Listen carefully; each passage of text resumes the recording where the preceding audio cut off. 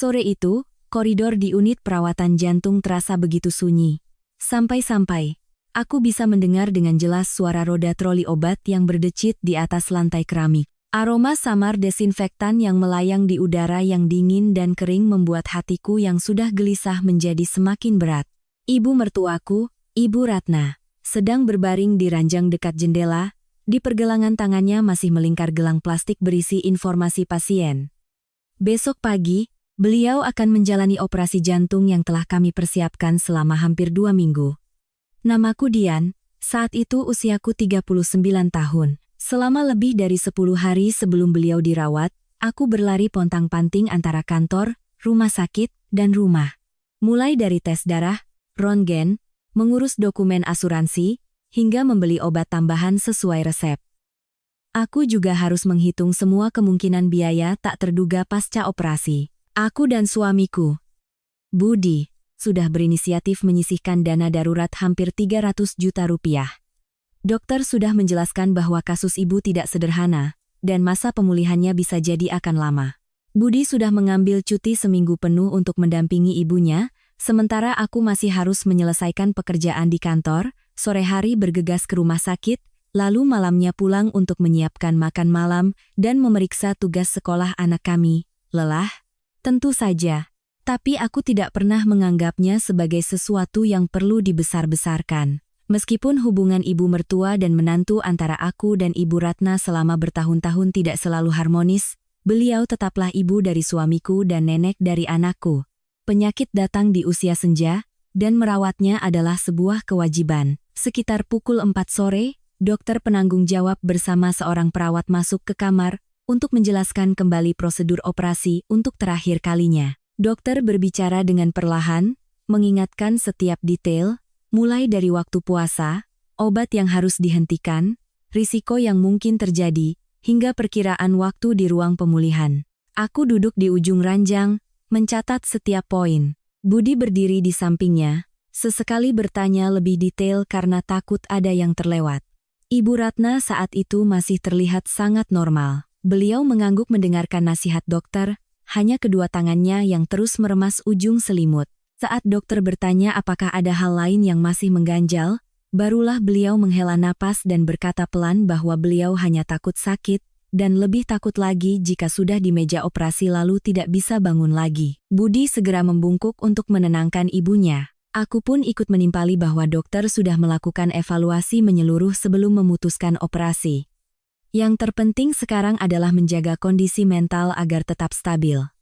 Ibu mendengarnya tanpa berkata apa-apa lagi. Kukira, malam itu kami hanya perlu memastikan beliau bisa tidur nyenyak. Namun, belum ada 5 menit sejak dokter dan perawat meninggalkan ruangan, Ibu Ratna tiba-tiba menoleh pada Budi dan memintanya turun untuk membelikan sebotol air mineral merek yang biasa beliau minum. Budi sedikit heran karena di meja masih ada air. Tapi berpikir mungkin ibunya gugup menjelang operasi. Ia pun menuruti kemauannya. Ia mengambil ponsel dan dompet lalu keluar. Begitu pintu tertutup, Ibu Ratna langsung menyangga tubuhnya agar duduk lebih tegak. Beliau menatap ke arah pintu sejenak sebelum akhirnya menoleh padaku. Dian, sini, nak. Ibu mau bicara. Aku menarik kursi mendekat ke ranjang, melihat raut wajahnya yang serius. Kupikir beliau ingin berpesan tentang perhiasan yang sedang dipakainya, atau memintaku untuk lebih menjaga Budi dan cucunya jika sesuatu yang buruk terjadi. Orang tua sebelum operasi besar seringkali berpikir jauh, dan aku sudah menyiapkan diri untuk mendengar kata-kata seperti itu. Tak disangka, beliau menatap lurus ke mataku dan mengucapkan satu kalimat singkat. Sebelum malam ini, transfer 500 juta untuk Maya. Aku pikir aku salah dengar. Aku menatapnya. Raut wajahnya benar-benar sadar, tidak ada sedikit pun tanda bahwa itu adalah ucapan iseng. Angka 500 juta membuat kepalaku langsung tegang. Itu adalah hampir seluruh tabungan jangka panjang yang telah kami kumpulkan bertahun-tahun untuk biaya kuliah anak kami nanti, dan sebagian lagi untuk persiapan pindah ke apartemen yang lebih luas beberapa tahun lagi. Aku berusaha menjaga suaraku tetap normal. Memangnya Maya ada masalah apa, Bu, sampai butuh uang sebanyak itu? Adik iparku sudah berusia 34 tahun, bercerai beberapa tahun lalu, dan saat ini sedang merintis usaha sendiri. Sebelumnya, keluarga kami juga sudah sering membantunya. Jika memang ada urusan darurat yang menyangkut kesehatan atau anaknya, setidaknya aku perlu tahu penyebabnya dengan jelas. Tetapi Ibu Ratna tidak menjelaskan. Beliau hanya berkata Maya sedang kesulitan, dan sebagai kakak ipar, aku harus tahu diri untuk menolong di saat susah. Aku masih dengan sabar bertanya lagi, 500 juta itu akan digunakan untuk apa? Apakah ada dokumen atau tagihan utang yang spesifik? Beliau mulai kehilangan kesabaran, tangannya yang berada di atas selimut tiba-tiba mengepal, suaranya pun mendingin. Kamu jangan banyak tanya. Ibu cuma mau tahu, hari ini kamu transfer atau tidak? Aku terdiam beberapa detik, lalu berkata jujur bahwa uang itu adalah uang bersama, dan sudah ada rencana yang jelas untuk anak kami. Untuk jumlah sebesar itu, aku tidak bisa hanya mendengar beberapa kalimat Maya sedang susah lalu langsung mentransfernya. Raut wajah Ibu Ratna berubah seketika. Beliau bersandar ke bantal, menatapku dengan tatapan dingin dan menantang, lalu berkata patah-patah, kalau kamu tidak mau kasih adikmu 500 juta, biar ibu mati saja daripada dioperasi. Aku terperanjat. Awalnya aku masih berpikir beliau hanya terlalu tegang sebelum operasi sehingga bicara dalam keadaan emosi. Aku merendahkan suara, menasihatinya agar tidak membawa-bawa kesehatan untuk mengucapkan kalimat-kalimat yang tidak pantas. Uang bisa didiskusikan, sementara operasi ini sudah dipersiapkan dengan matang oleh dokter, tidak bisa dibatalkan begitu saja. Tapi Ibu Ratna sama sekali tidak melunak. Beliau membuka laci kecil di samping ranjang, mengeluarkan map berisi surat persetujuan operasi yang diberikan rumah sakit untuk dibaca keluarga sebelumnya. Beliau memegangnya, tatapan matanya begitu tegas hingga membuat punggungku merinding. Kapan ibu lihat notifikasi bank? Kalau Maya sudah terima 500 juta, baru ibu tanda tangan. Kalau belum ada uangnya, besok pagi siapapun yang bicara, ibu tidak akan mau dioperasi. Saat itulah aku sadar, beliau tahu persis apa yang sedang dilakukannya. Beliau bahkan berkata jika besok penyakitnya memburuk, semua sanak saudara akan tahu bahwa aku adalah tipe menantu yang punya uang tapi pelit, membiarkan ibu mertuanya menunggu mati. Lalu beliau menatapku, suaranya pelan tapi penuh tekanan. Kamu kan manajer akuntansi, gajimu tidak kecil. 500 juta nanti juga bisa dicari lagi. Adikmu itu sedang dalam musibah. Masa kamu tega melihatnya menderita tanpa menolong? Aku duduk membeku di kursi plastik, hatiku terasa dingin sekaligus sesak. Selama berhari-hari, akulah yang mengurus setiap prosedur, menghitung setiap pengeluaran, menarik tabungan untuk membiayai operasinya. Tapi kini, nyawa wanita yang terbaring di depanku ini justru dijadikan taruhan olehnya sendiri untuk ditukar dengan 500 juta bagi orang dewasa lain. Aku bahkan belum sempat menjawab ketika terdengar suara pelan dari arah pintu. Budi sudah kembali. Entah sejak kapan. Ia berdiri tepat di luar pintu. Satu tangannya masih memegang botol air mineral, wajahnya kaku. Aku tidak tahu seberapa banyak yang sudah ia dengar, tapi melihat sorot matanya saat itu, aku mengerti. Setidaknya kalimat terakhir ibunya, ia mendengarnya dengan utuh. Budi tidak langsung masuk. Ia hanya berdiri diam menatap ibunya, dan untuk pertama kalinya setelah bertahun-tahun hidup bersama, aku melihat sorot mata pria yang biasanya selalu mengalah pada ibunya itu memancarkan kekecewaan yang dingin, yang belum pernah kulihat sebelumnya. Melihat raut wajah Budi yang berdiri di luar pintu kamar rumah sakit saat itu, aku tiba-tiba teringat perjalanan panjang pernikahan kami. Konflik tidak muncul dalam satu hari, dan jelas tidak lahir hanya karena satu ucapan kasar. Ia seperti air yang merembes ke dinding. Awalnya hanya noda kecil yang sulit dilihat. Baru ketika catnya mengelupas, orang akan kaget menyadari bahwa di dalamnya sudah lama rapuh. Aku menjadi menantu Ibu Ratna selama hampir 14 tahun. Di tahun-tahun awal, hubungan kami sebenarnya tidak sampai tegang. Beliau memang suka mengkritik hal-hal kecil, mulai dari merek kecap yang kubeli, makanan apa yang kuberikan pada anak, sampai tidur sedikit lebih siang di akhir pekan pun bisa jadi bahan omelan. Tapi saat itu aku masih muda, berpikir sederhana bahwa orang tua dari generasi berbeda memang begitu, jadi aku berusaha mengalah demi kedamaian rumah tangga. Aku pernah berkata pada diriku sendiri sebuah kalimat yang baru terasa getir saat kuingat lagi sekarang. Wajar jika ibu mertua sedikit galak, yang penting suami mengerti posisi saya. Ayah mertuaku meninggal 6 tahun lalu setelah lama sakit.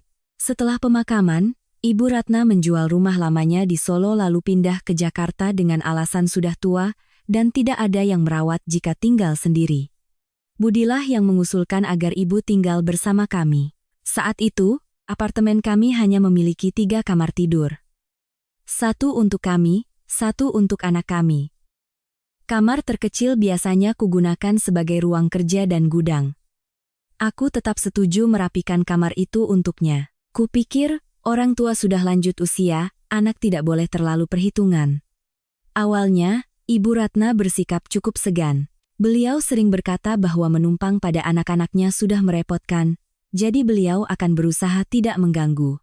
Bahkan pernah suatu kali saat aku membelikannya vitamin, beliau memegang tanganku dan berkata kelak jika sudah tua dan lemah, ia hanya berharap menantunya tidak meremehkannya. Tapi segalanya mulai berubah drastis setelah Maya bercerai. Maya, adik Budi, adalah anak bungsu, sejak kecil lebih dimanja oleh Ibu Ratna. Pernikahannya tidak bertahan lama. Setelah berpisah, Maya membawa putrinya yang saat itu baru berusia 4 tahun dan menyewa rumah di dekat kami, lalu mulai membuka sebuah klinik kecantikan kecil.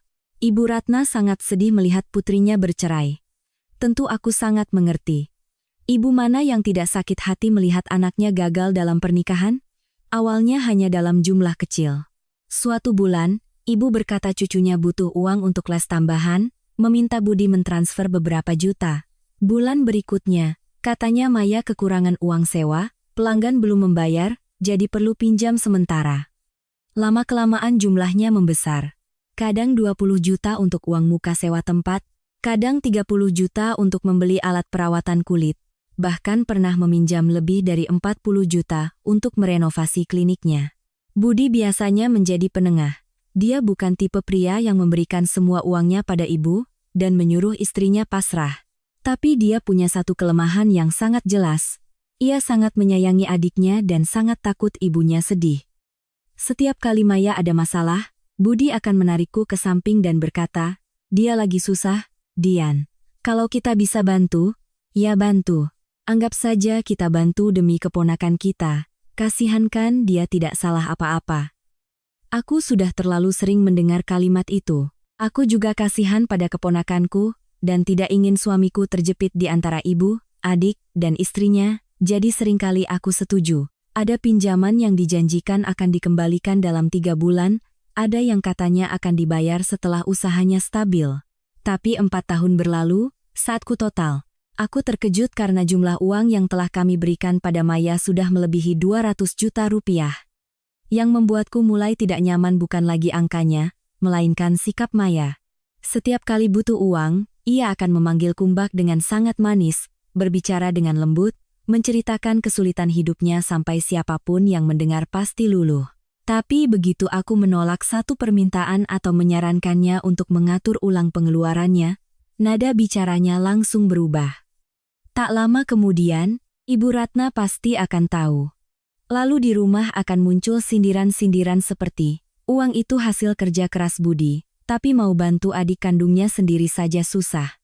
Awalnya aku masih berusaha menjelaskan, lama-lama aku lelah dan memilih diam. Ibu Ratna perlahan-lahan menganggap bahwa semua keuangan di rumah dipegang olehku. Di matanya, Budi bekerja dan setiap bulan memberikan uang, sementara akulah yang memegang kartu ATM, buku tabungan, dan juga hak untuk memutuskan. Setiap kali Budi menolak membantu Maya, beliau tidak berpikir itu adalah keputusan kami berdua, melainkan menganggap putranya takut pada istrinya.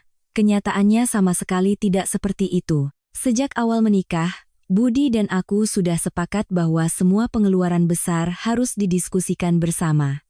Kami masih punya cicilan apartemen yang belum lunas. Biaya sekolah anak yang setiap tahun bertambah. Belum lagi orang tua kami berdua yang semakin menua. Karena aku seorang manajer akuntansi, pengelolaan keuangan keluarga memang sebagian besar menjadi tanggung jawabku. Tapi itu tidak berarti Budi tidak punya hak suara. Hanya saja, dalam pandangan Ibu Ratna, siapa yang pegang uang, dialah yang berkuasa. Beberapa tahun terakhir, kesehatan ibu mulai menurun. Kadang tekanan darahnya tinggi, kadang sesak napas dan nyeri dada. Sebagian besar biaya pemeriksaan spesialis, obat-obatan, dan tes laboratorium biasanya aku yang bayar. Aku tidak pernah menunjukkan tagihannya dan meminta uang ganti. Juga tidak pernah bercerita pada sanak saudara berapa banyak yang sudah kukeluarkan. Hingga saat dokter memutuskan beliau harus menjalani operasi jantung, akulah yang mengusulkan untuk mencairkan sebagian deposito sebelum jatuh tempo untuk menyiapkan biaya rumah sakit. Budi sempat ragu karena dana itu disiapkan untuk rencana pendidikan anak kami. Tapi aku berkata, kesehatan ibu tidak bisa menunggu. Uang bisa dicari lagi, tapi nyawa tidak. Kukira, perbuatanku itu sudah cukup untuk membuat beliau mengerti ketulusanku. Tak kusangka, justru kalimat uang bisa dicari lagi itu yang menjadi alasan beliau menekanku untuk memberikan 500 juta lagi untuk Maya. Duduk di kamar rumah sakit sore itu, menatap surat persetujuan operasi di tangan ibu mertuaku, aku tiba-tiba memahami satu hal dengan sangat jelas. Selama bertahun-tahun, setiap kali keluarga suami menekanku, aku selalu memilih untuk mengalah. Setiap kali Maya butuh uang, aku selalu berkata pada diri sendiri, bantu sekali ini saja, biar rumah tangga tenang. Tapi ketika seseorang permintaannya terlalu sering dipenuhi, mereka akan mudah lupa bahwa itu adalah sebuah bantuan. Mereka mulai menganggapnya sebagai kewajiban. Dan mungkin, kesabaranku selama bertahun-tahun inilah yang tanpa sengaja membuat Ibu Ratna dan Maya percaya bahwa jika aku didesak sampai ke batasnya, aku akan kembali mengeluarkan uang seperti sebelum-sebelumnya. Bedanya kali ini, yang mereka jadikan alat untuk menekan bukan lagi omelan atau air mata, melainkan nyawa ibu mertuaku sendiri. Pintu kamar pasien tertutup di belakang Budi. Dia meletakkan botol air di meja kecil samping tempat tidur, lalu berdiri diam selama beberapa detik seolah menahan amarah. Aku tahu watak suamiku. Dia bukan orang yang mudah marah, apalagi di depan ibunya. Tapi kali ini, raut wajahnya sangat berbeda. Tidak ada lagi ekspresi serba salah seorang anak yang berdiri di antara istri dan ibunya, melainkan perasaan kecewa bercampur waspada. Budi menarik kursi dan duduk berhadapan dengan Ibu Ratna, lalu bertanya langsung, Maya butuh 500 juta untuk apa, Bu? Ibu Ratna tidak langsung menjawab. Beliau menunduk merapikan selimut, menghindari tatapan mata putranya, lalu berkata, bahwa Maya sedang berencana mengambil alih sebuah klinik kecantikan lain yang lokasinya lebih bagus, dan sudah punya pelanggan tetap. Jika tidak ada modal dalam beberapa hari ke depan, kesempatan itu akan hilang, dan Maya serta anaknya tidak tahu harus bergantung pada siapa lagi. Mendengar itu, aku merasa ada yang tidak beres. Klinik kecantikan lama Maya baru tutup kurang dari 3 bulan yang lalu. Sebelum tutup, dia bahkan mengeluh padaku bahwa pelanggan semakin sepi, biaya sewa tempat naik, karyawan terus-menerus berhenti, dan alat-alat yang sudah dibeli hanya menganggur. Tapi sekarang, dia bilang butuh 500 miliar untuk mengambil alih tempat baru. Itu sama saja seperti baru keluar dari satu lubang, sudah terburu-buru melompat ke lubang lain yang lebih dalam. Aku tidak langsung menyuarakan pikiranku. Budi juga tidak berdebat dengan ibunya. Dia hanya berkata, jika Maya benar-benar menghadapi masalah serius, suruh dia datang ke rumah sakit dan jelaskan semuanya di depan kami. Jika kesulitannya masuk akal, kami akan mempertimbangkan sesuai kemampuan. Tapi uang sebesar itu tidak bisa diberikan hanya karena mendengar satu kalimat adik sedang butuh. Ibu Ratna tampak tidak senang mendengarnya. Beliau berkata Maya sedang sibuk, tidak ingin memanggil putrinya ke rumah sakit karena hanya akan menambah keributan. Budi tetap pada pendiriannya. Akhirnya, setelah beberapa menit berdebat, ibu mengambil ponselnya dan menelepon Maya. Nada bicaranya terdengar mendesak sekaligus menyalahkan, menyuruhnya segera datang. Hampir 1 jam kemudian, Maya muncul. Dia masuk ke kamar dengan wajah panik, tapi penampilannya justru menarik perhatianku. Pakaiannya rapi, jam tangan masih melingkar di pergelangan, dan ponsel model terbaru digenggam erat di tangannya. Aku tidak menilai kesulitan seseorang dari pakaiannya, tapi citra itu setidaknya membuat cerita hidup di ujung tanduk yang baru saja diceritakan Ibu Ratna menjadi sulit dipercaya. Begitu melihat ibunya, mata Maya langsung memerah. Dia duduk di samping tempat tidur, bercerita bahwa dia ditipu oleh rekan bisnisnya, Uang sudah terlanjur masuk ke tempat lama, dan sekarang pelanggan menuntut pengembalian dana. Saat ini, dia hanya butuh 500 juta untuk modal, selama 3 bulan agar bisa menyelesaikan masalah. Maya terus-menerus menekankan bahwa ini hanya pinjaman sementara. Begitu semua urusan beres, dia akan mengembalikannya utuh. Aku mendengarkan semuanya sampai selesai, baru kemudian bertanya, dokumennya mana? Maya mengangkat kepala menatapku, ekspresinya langsung berubah. Aku menjelaskan dengan sangat jelas bahwa jika ini adalah pinjaman, harus ada perjanjian, daftar tagihan yang harus dibayar, surat izin usaha, atau setidaknya rincian agar kami tahu 500 juta itu akan digunakan untuk apa. Aku bertanya bukan karena curiga padamu, tapi karena ini jumlah yang besar dan merupakan uang bersama keluarga kami. Mendengar itu, bibir Maya terkatup rapat. Wajah memelasnya yang tadi sudah hilang. Nada bicaranya juga meninggi. Dia bilang, "Aku selalu menganggapnya seperti orang lain. Urusan keluarga tapi selalu diminta dokumen. Seolah-olah sedang menginterogasi penjahat. Aku tetap tenang. Kalau hanya beberapa juta atau puluhan juta, kami sudah sering membantu tanpa perlu dokumen. Tapi 500 juta itu cerita lain. Itu bukan uang jajan, dan bukan jumlah yang bisa hilang begitu saja lalu dianggap tidak ada apa-apa." Tiba-tiba Maya menoleh pada Budi, dan mengucapkan satu kalimat yang membuat seisi ruangan hening. "Uang yang Mas Budi kumpulkan seumur hidup, masa adik kandung kena musibah tidak boleh disentuh sama sekali?" Budi, yang sejak tadi hanya diam, akhirnya mengangkat kepala menatap adiknya. Dia berbicara perlahan tapi tegas bahwa uang 500 juta itu bukan uangnya pribadi. Itu adalah uang yang mereka kumpulkan bersama sebagai suami istri. Di dalamnya ada bagian dari penghasilanku, dan ada rencana untuk masa depan anak kami. Tidak ada yang berhak menganggap karena dia adalah kakak, maka adiknya berhak mengambilnya begitu saja. Mendengar itu, Maya mulai menangis. Tapi kali ini, air matanya tidak lagi membuatku luluh. Aku merasa dia sedang terdesak dan harus mengatakan yang sebenarnya. Budi terus bertanya lebih spesifik, jika hanya untuk mengambil alih satu klinik baru, kenapa butuh tepat 500 juta? Siapa yang menagih? Kapan tenggat waktunya? Maya terdiam sangat lama. Akhirnya, dia mengaku bahwa klinik kecantikan lamanya tutup bukan hanya karena sepi pelanggan. Selama lebih dari setahun sebelumnya, Maya telah menjual banyak paket layanan prabayar kepada pelanggan. Ada yang membayar untuk 3 bulan, 6 bulan, bahkan ada yang membeli paket setahun penuh untuk mendapatkan diskon. Uang yang terkumpul tidak disimpan untuk memberikan layanan, melainkan ia gunakan untuk membayar sewa tempat, gaji karyawan, melunasi beberapa utang lama, dan biaya hidup sehari-hari. Ketika kliniknya tutup, para pelanggan yang belum menggunakan layanan mereka sepenuhnya mulai menuntut pengembalian uang. Awalnya, Maya menjanjikan satu persatu, berpikir jika bisa mendapatkan pelanggan baru atau pinjaman dari tempat lain, dia bisa membayarnya secara bertahap. Tapi semakin lama, jumlah orang yang menagih semakin banyak. Beberapa dari mereka sudah membentuk kelompok dan menuntutnya memberikan tanggal yang jelas.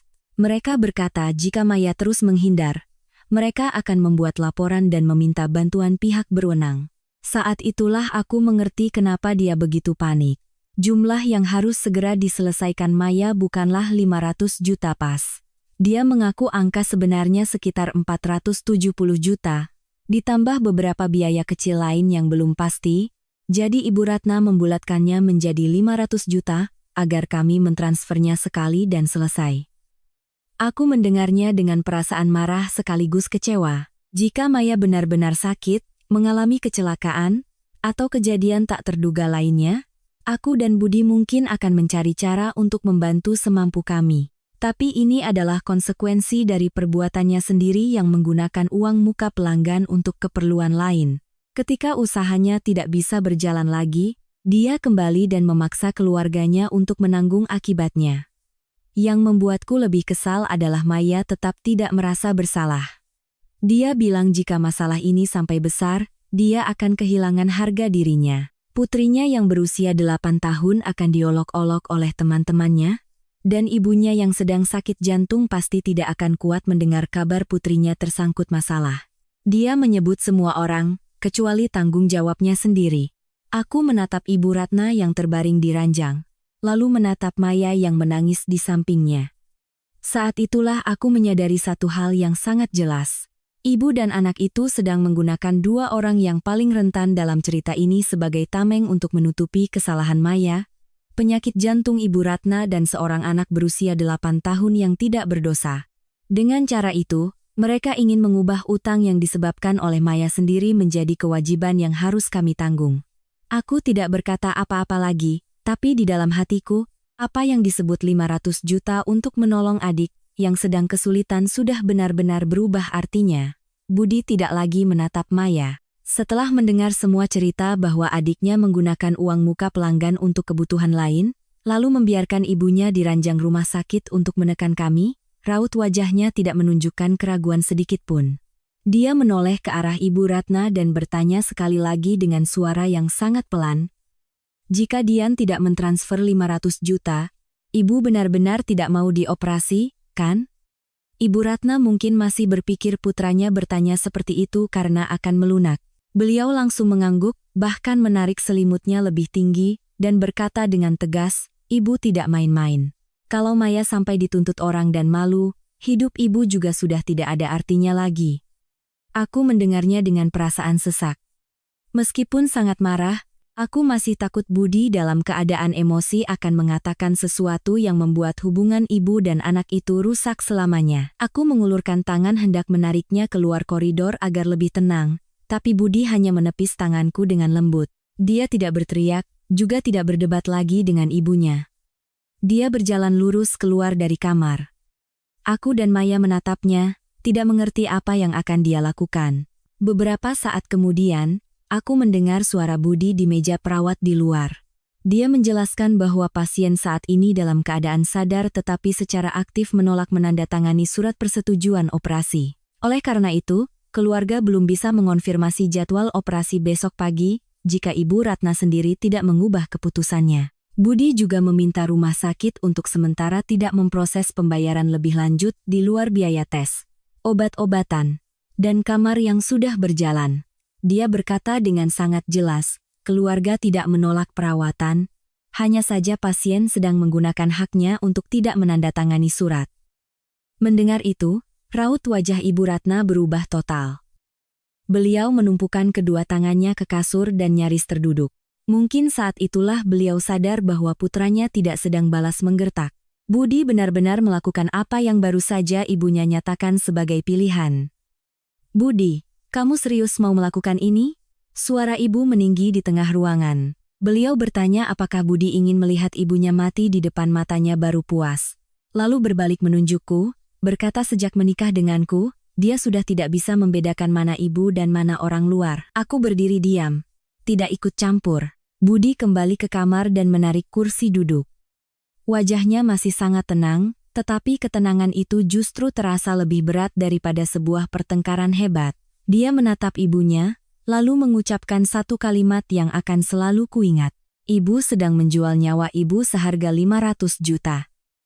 Tapi nyawa ibu adalah milik ibu, Budi tidak punya hak untuk membelinya."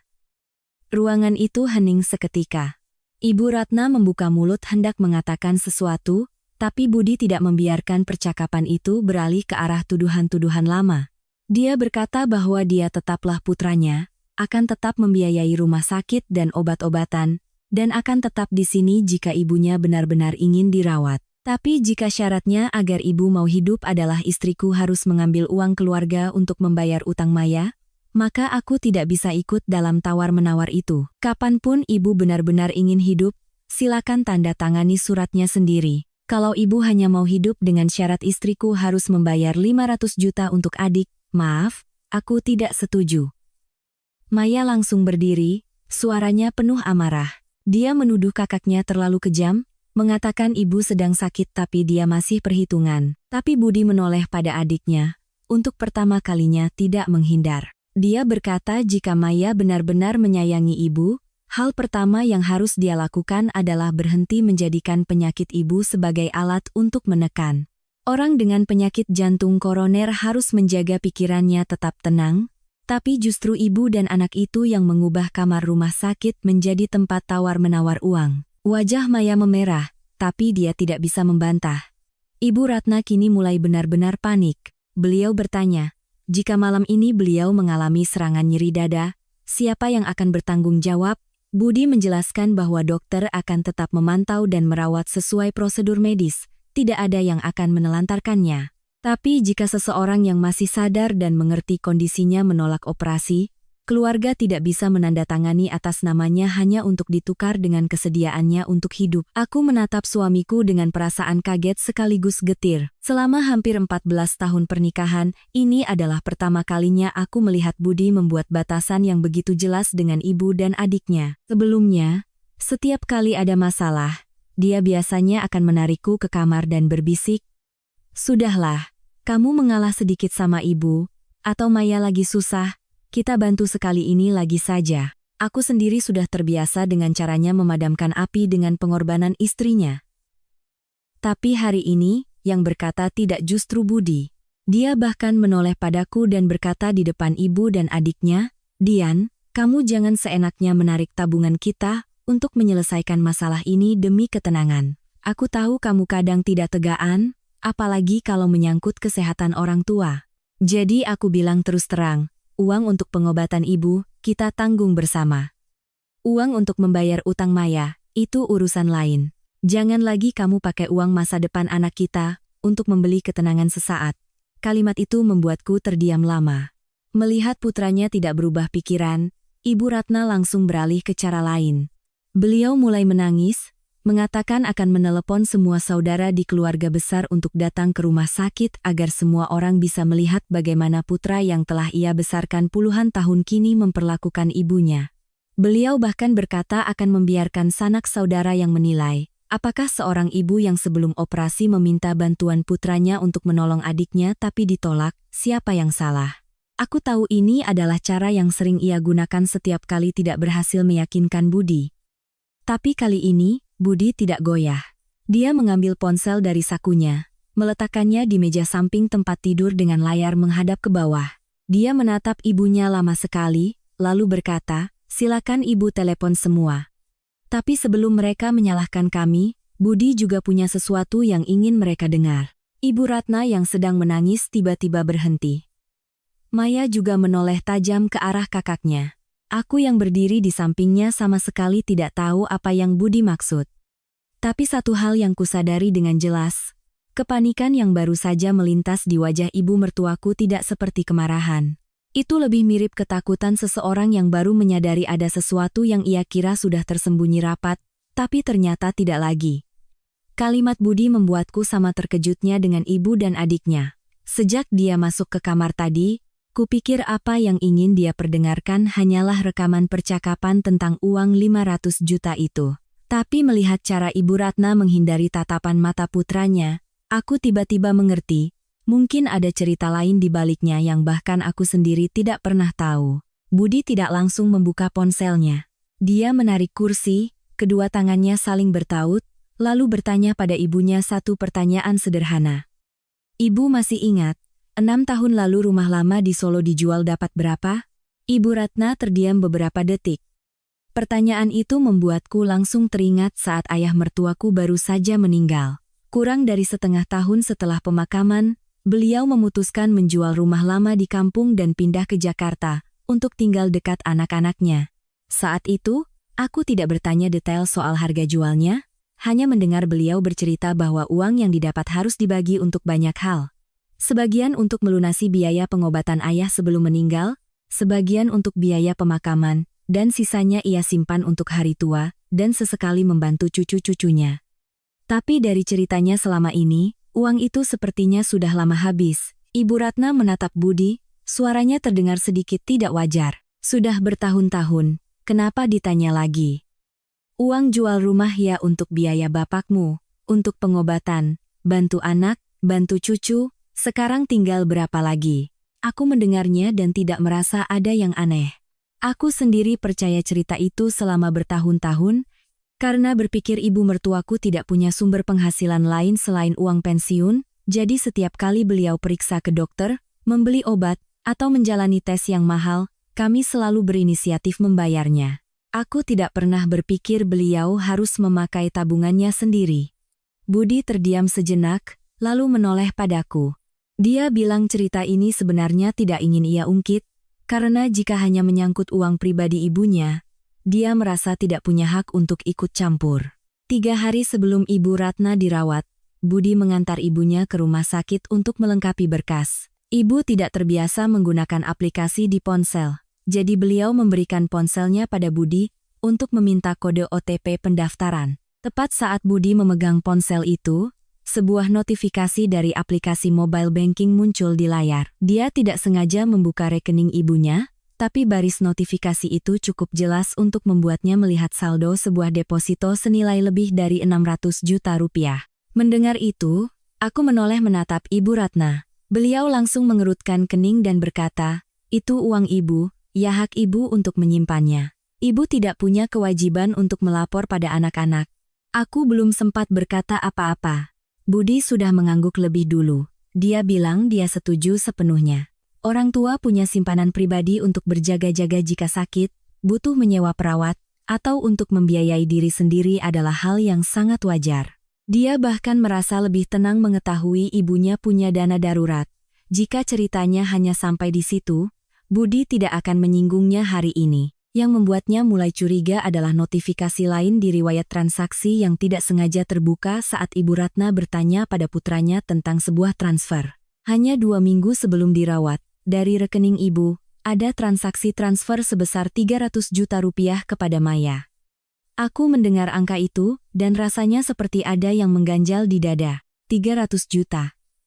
Padahal selama berhari-hari, Ibu Ratna terus berkata pada kami bahwa Maya sedang tidak punya uang sama sekali. Tidak ada cara lain selain meminjam 500 juta untuk menyelamatkan usahanya. Ibu bahkan mempertaruhkan nyawanya sendiri untuk memaksaku mentransfer uang. Padahal sebelumnya, beliau sudah diam-diam memberikan putrinya sejumlah besar uang. Aku menoleh pada Maya. Dia menghindari tatapanku. Budi tidak meninggikan suara, hanya bertanya dengan sangat lugas, "Ibu sudah kasih Maya 300 juta, kenapa masih memaksa kami memberikan 500 juta lagi?" Ibu Ratna langsung menjawab bahwa itu adalah uangnya, ia berikan pada putrinya secara sukarela, tidak ada hubungannya dengan kami. Tapi jawaban itu justru membuat segalanya semakin membingungkan.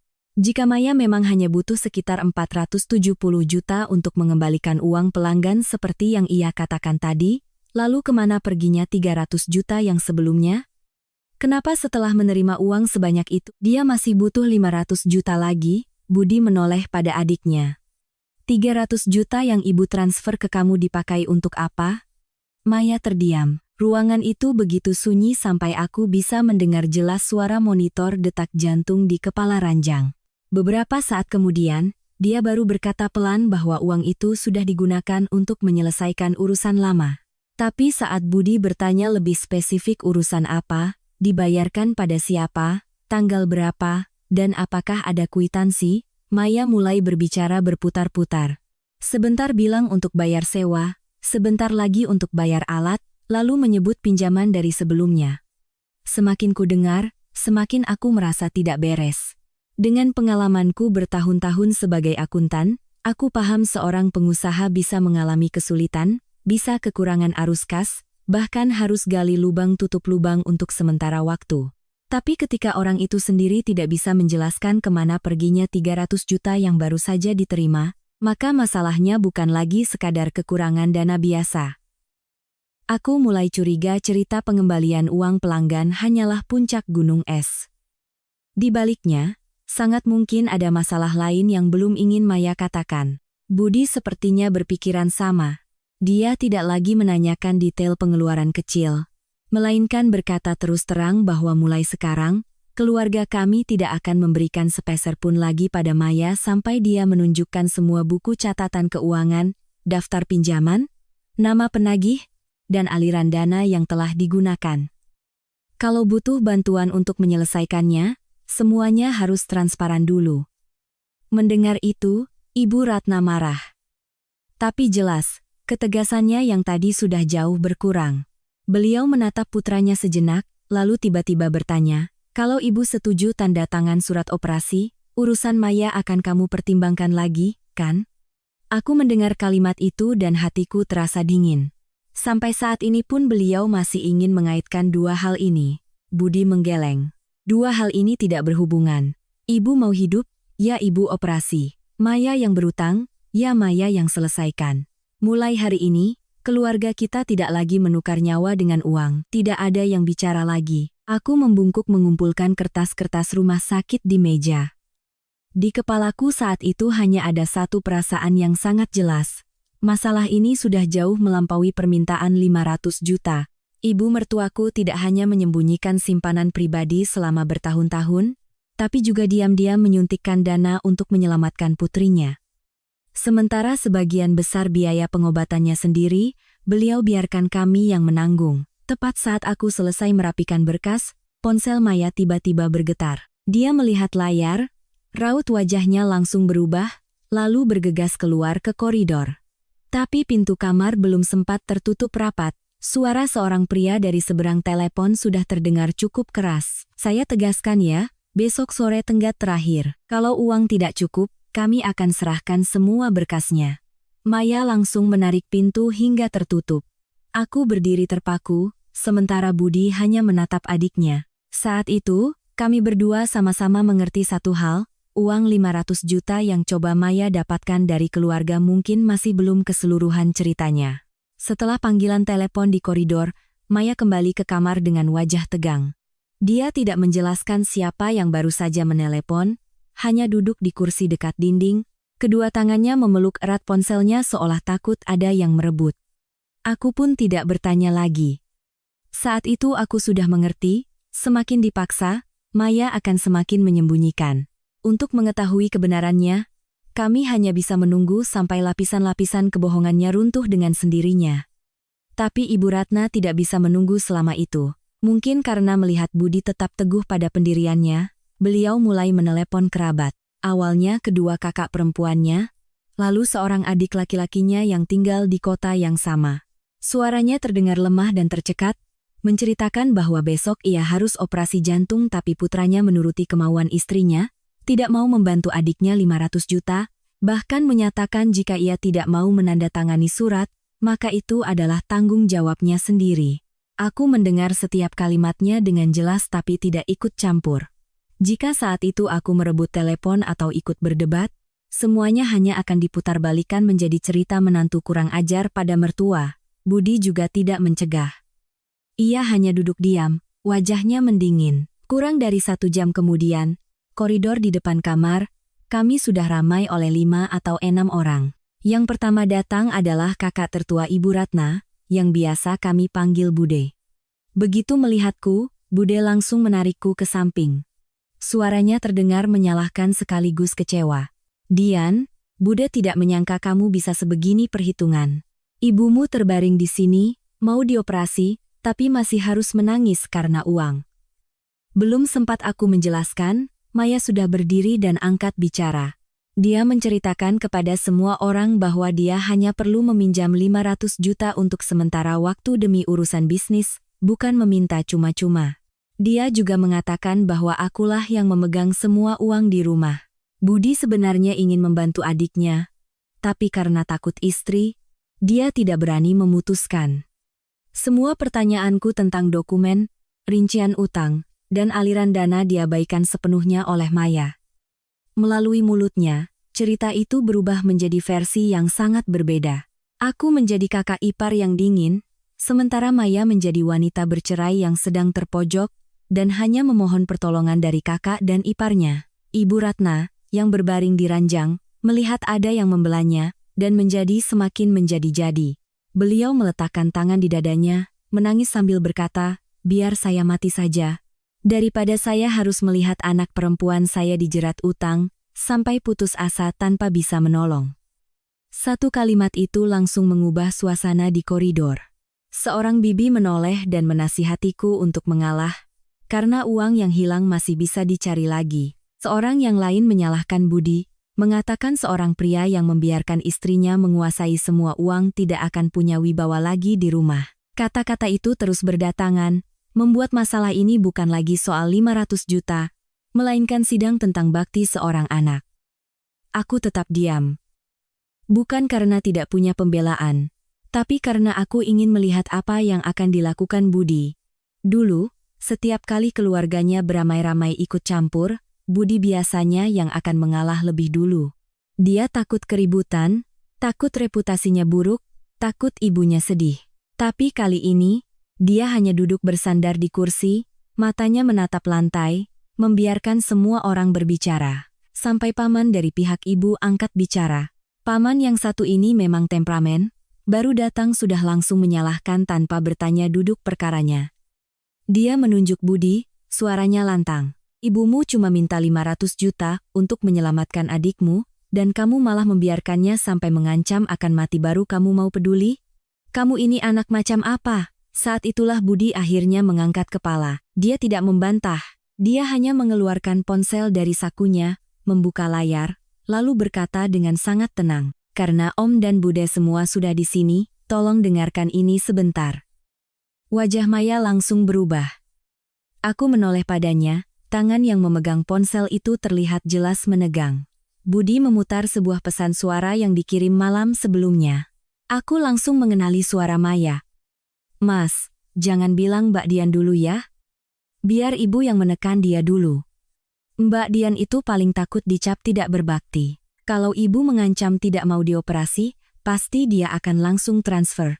Begitu rekaman suara itu berhenti, koridor yang tadinya ramai mendadak hening. Aku pun terpaku. Meskipun sudah curiga masalah ini tidak sederhana, aku tetap tidak menyangka Maya sudah merencanakannya dengan begitu rapi. Ternyata, ancaman di ranjang rumah sakit itu bukanlah ucapan spontan Ibu Ratna, karena kasihan pada putrinya. Itu sudah direncanakan. Budi tidak berhenti. Dia memutar rekaman kedua. Suara Maya kembali terdengar. "Mas nanti di luar saja dulu. Biar ibu bicara berdua sama dia. Kalau mas masuk terlalu cepat, nanti rencananya gagal." Aku menoleh pada suamiku. Saat itulah aku mengerti kenapa kemarin sore Budi sudah kembali tepat waktu tapi memilih berdiri di luar pintu cukup lama. Mungkin sejak awal dia sudah merasa ucapan adiknya aneh, jadi dia tidak mau ikut serta, tapi juga tidak menyangka ibunya akan benar-benar melakukannya. Ibu Ratna mulai panik. Beliau berkata Maya hanya asal bicara, tidak ada yang memaksa siapapun. Tapi kali ini, Budi bertanya balik dengan singkat. "Kalau ibu tidak setuju, kenapa tadi ibu mengucapkan kalimat yang persis sama dengan yang direncanakan Maya?" Ibu Ratna tidak bisa menjawab. Bibi yang tadi membela Maya tiba-tiba berbalik dan memarahinya. Dia bilang utangnya harus diselesaikan sendiri, tidak bisa dengan menghasut ibu yang sedang sakit jantung untuk mengancam kakak dan iparnya. Beberapa kerabat lain juga mulai diam, tidak lagi menatapku dengan tatapan menyalahkan seperti saat baru datang. Maya, yang merasa terpojok, akhirnya tidak tahan lagi. Dia berdiri, matanya merah, lalu menunjuk lurus ke arahku. "Iya, memang aku yang merencanakannya. Tapi kalau dari awal dia mau memberikan uangnya, apa perlu sampai seperti ini?" Kalimat itu bahkan membuat Bude pun memalingkan wajah. Aku tidak menjawab. Karena saat itu, semua orang sudah mendengar sendiri apa yang perlu mereka dengar. Maya sama sekali tidak merasa bersalah. Dalam pikirannya, rencananya untuk memaksa orang lain mengeluarkan 500 juta tetaplah akibat dari penolakan orang itu sendiri. Tepat saat suasana kembali hening, ponsel Maya berdering, dia melihat layar lalu langsung mematikannya. Kurang dari semenit kemudian, ponselnya bergetar lagi. Ketiga kalinya, keempat kalinya, nama yang sama terus muncul. "Pak Anton, grup pelanggan." Pada dering keenam, Budi berjalan ke hadapan adiknya. Dia tidak merebut ponselnya, hanya menatap lurus padanya dan mengucapkan satu kalimat singkat. "Nyalakan speakernya. Hari ini kalau mau bicara, bicara semua sampai tuntas. 500 juta itu sebenarnya untuk menyelamatkanmu dari masalah apa?" Maya berdiri mematung. Dan untuk pertama kalinya sejak masuk rumah sakit, aku melihat di wajahnya bukan lagi ekspresi sedih atau marah, melainkan ketakutan yang sesungguhnya. Maya berdiri membeku di tengah koridor, tangannya masih menggenggam erat ponselnya. Deringnya sudah berhenti, tapi raut ketakutan di wajahnya tidak hilang. Budi menatap adiknya beberapa detik lagi, lalu tidak memaksa. Ia hanya berkata, "Jika Maya tidak mau mengangkat telepon, tidak apa-apa. Tapi mulai sekarang, siapapun yang menelepon terkait utang, ia tidak akan percaya sepatah kata pun sebelum ada bukti. Mungkin kalimat itulah yang membuat Maya semakin panik. Baru saja ia hendak menarik ibunya masuk ke kamar, ponsel Ibu Ratna yang berdering. Di layar, muncul nama yang sama dengan yang baru saja menelepon Maya. Ibu Ratna menatap putrinya, lalu menatap Budi, ragu-ragu apakah harus mengangkatnya. Budi meminta ibunya menyalakan pengeras suara. Ia memperkenalkan diri sebagai kakak dari Maya, mengatakan bahwa keluarga sedang berada di rumah sakit dan ingin tahu jumlah utang adiknya yang sebenarnya, agar bisa dicarikan solusi. Suara pria di seberang telepon tidak terdengar garang seperti yang kubayangkan. Ia berbicara perlahan dan jelas, seperti orang yang sudah lelah, karena harus mengulang-ulang hal yang sama.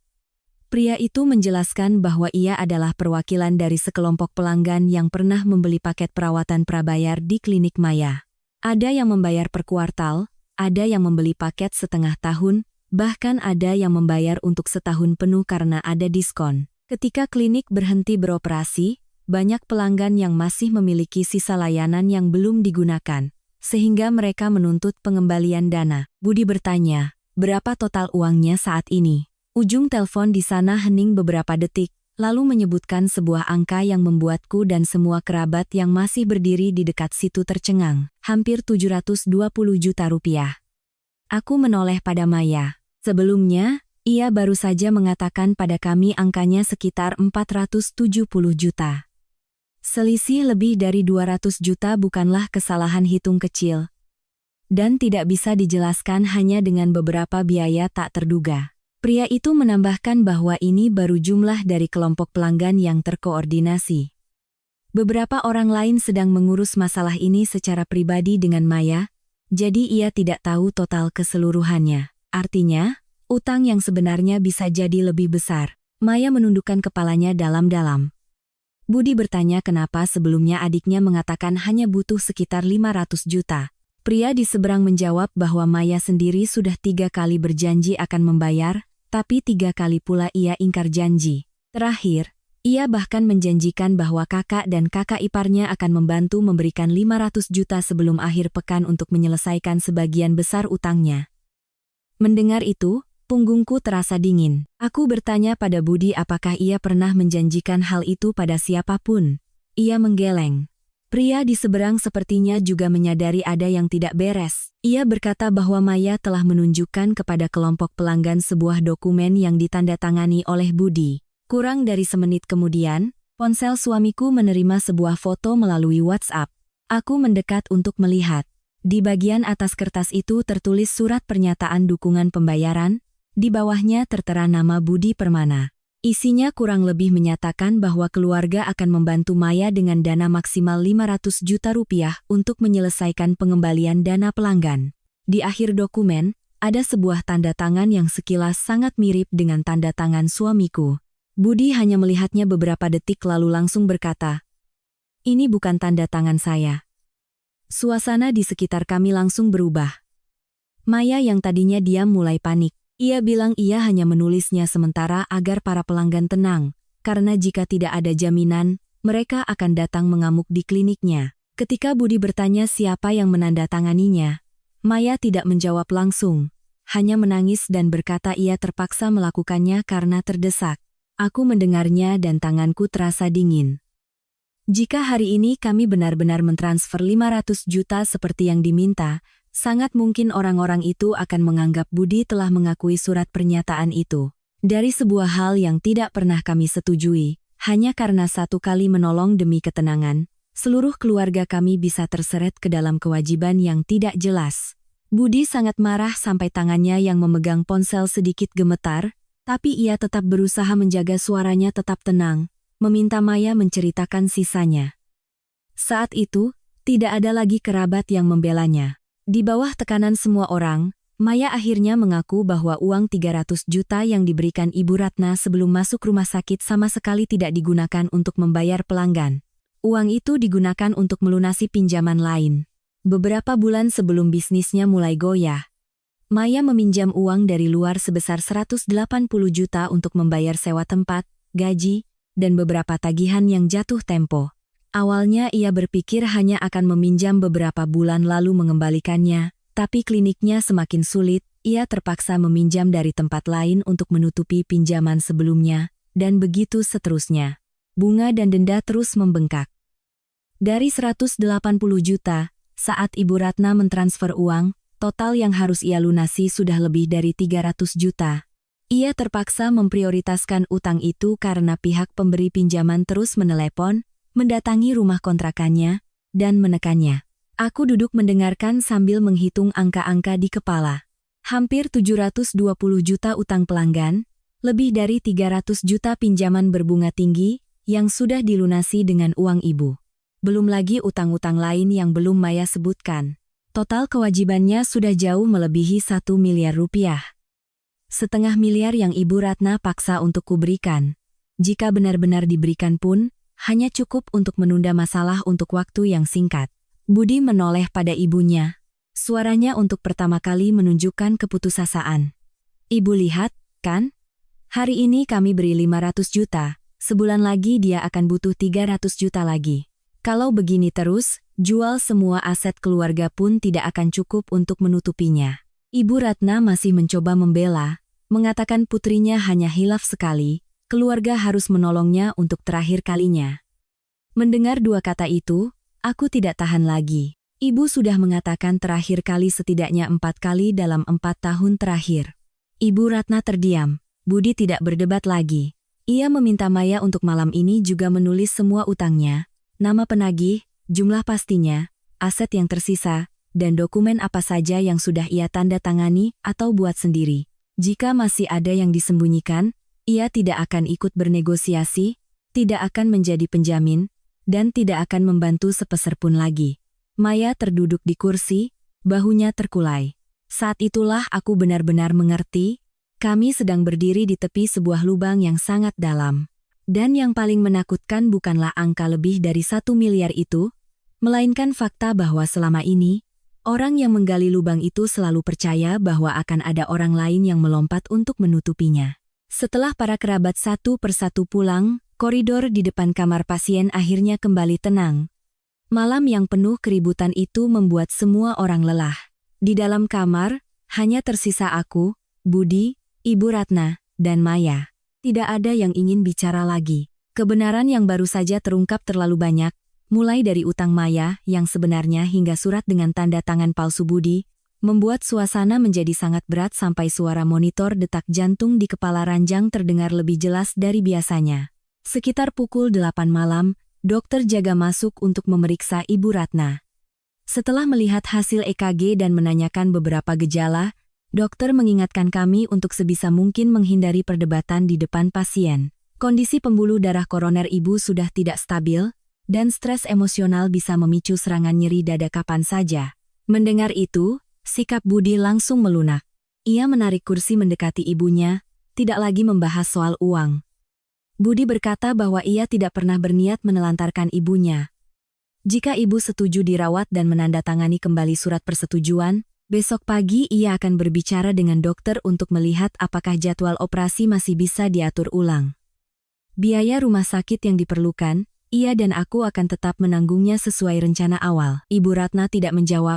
Ia memalingkan wajah ke arah dinding, menarik selimut hingga ke dada.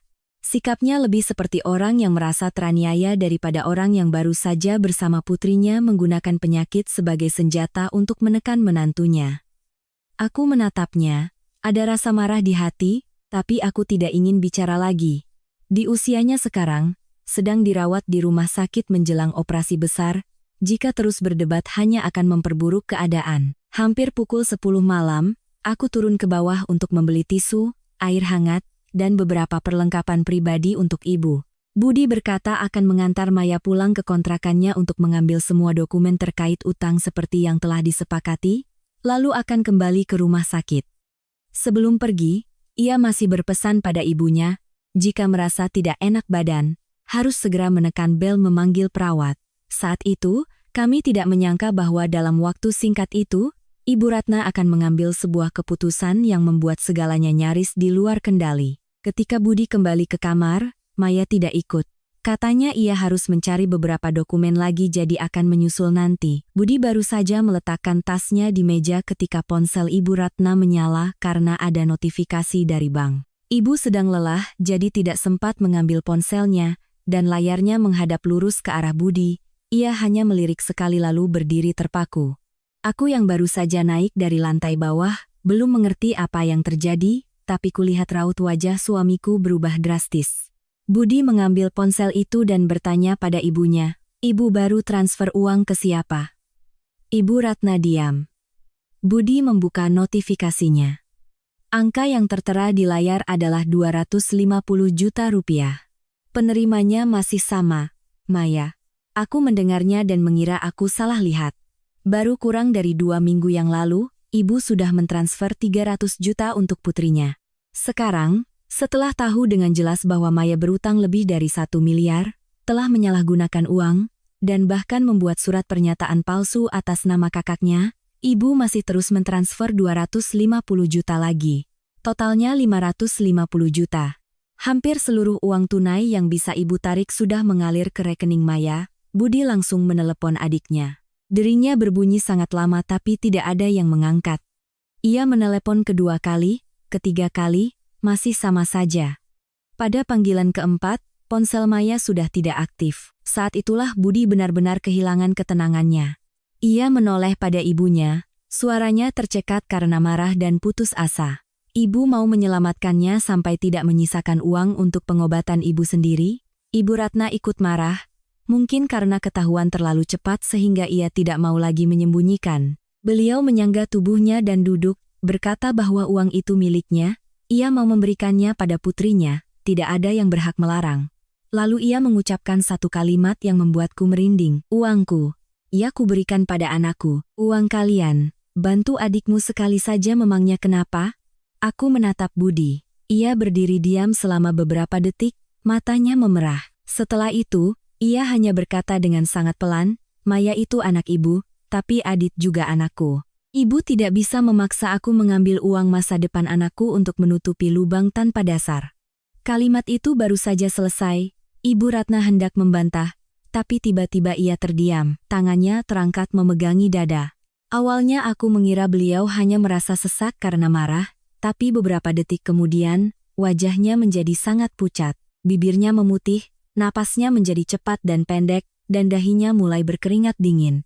Monitor di samping ranjang langsung mengeluarkan bunyi peringatan. Aku tidak sempat berpikir lagi, langsung menekan bel memanggil perawat. Tenaga medis berlari masuk dengan cepat. Dokter jaga memeriksa kondisinya lalu memerintahkan agar ibu segera dipindahkan ke ruang ICU untuk pemantauan intensif. Semuanya terjadi hanya dalam beberapa menit. Budi berdiri menepi, wajahnya pucat pasi. Kali ini, tidak ada yang mengira Ibu Ratna sedang bersandiwara.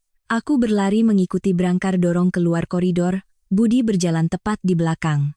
Meskipun beberapa saat yang lalu ia sangat marah pada ibunya, tapi ketika pintu ruang ICU tertutup, ia terduduk lemas di kursi plastik dan memegangi kepalanya. Aku tahu ia takut jika kata-kata keras yang baru saja ia ucapkan akan menjadi kata-kata terakhir antara mereka. Aku duduk di samping suamiku, tidak menyalahkannya. Juga tidak mengungkit lagi soal uang. Aku hanya meletakkan tangan di bahunya dan berkata, dokter ada di dalam. Sekarang kita harus biarkan mereka bekerja. Hampir tengah malam, dokter akhirnya keluar. Beliau berkata kondisi Ibu Ratna sudah stabil setelah mengalami serangan anggina tidak stabil, tapi kondisi ini adalah peringatan yang sangat jelas.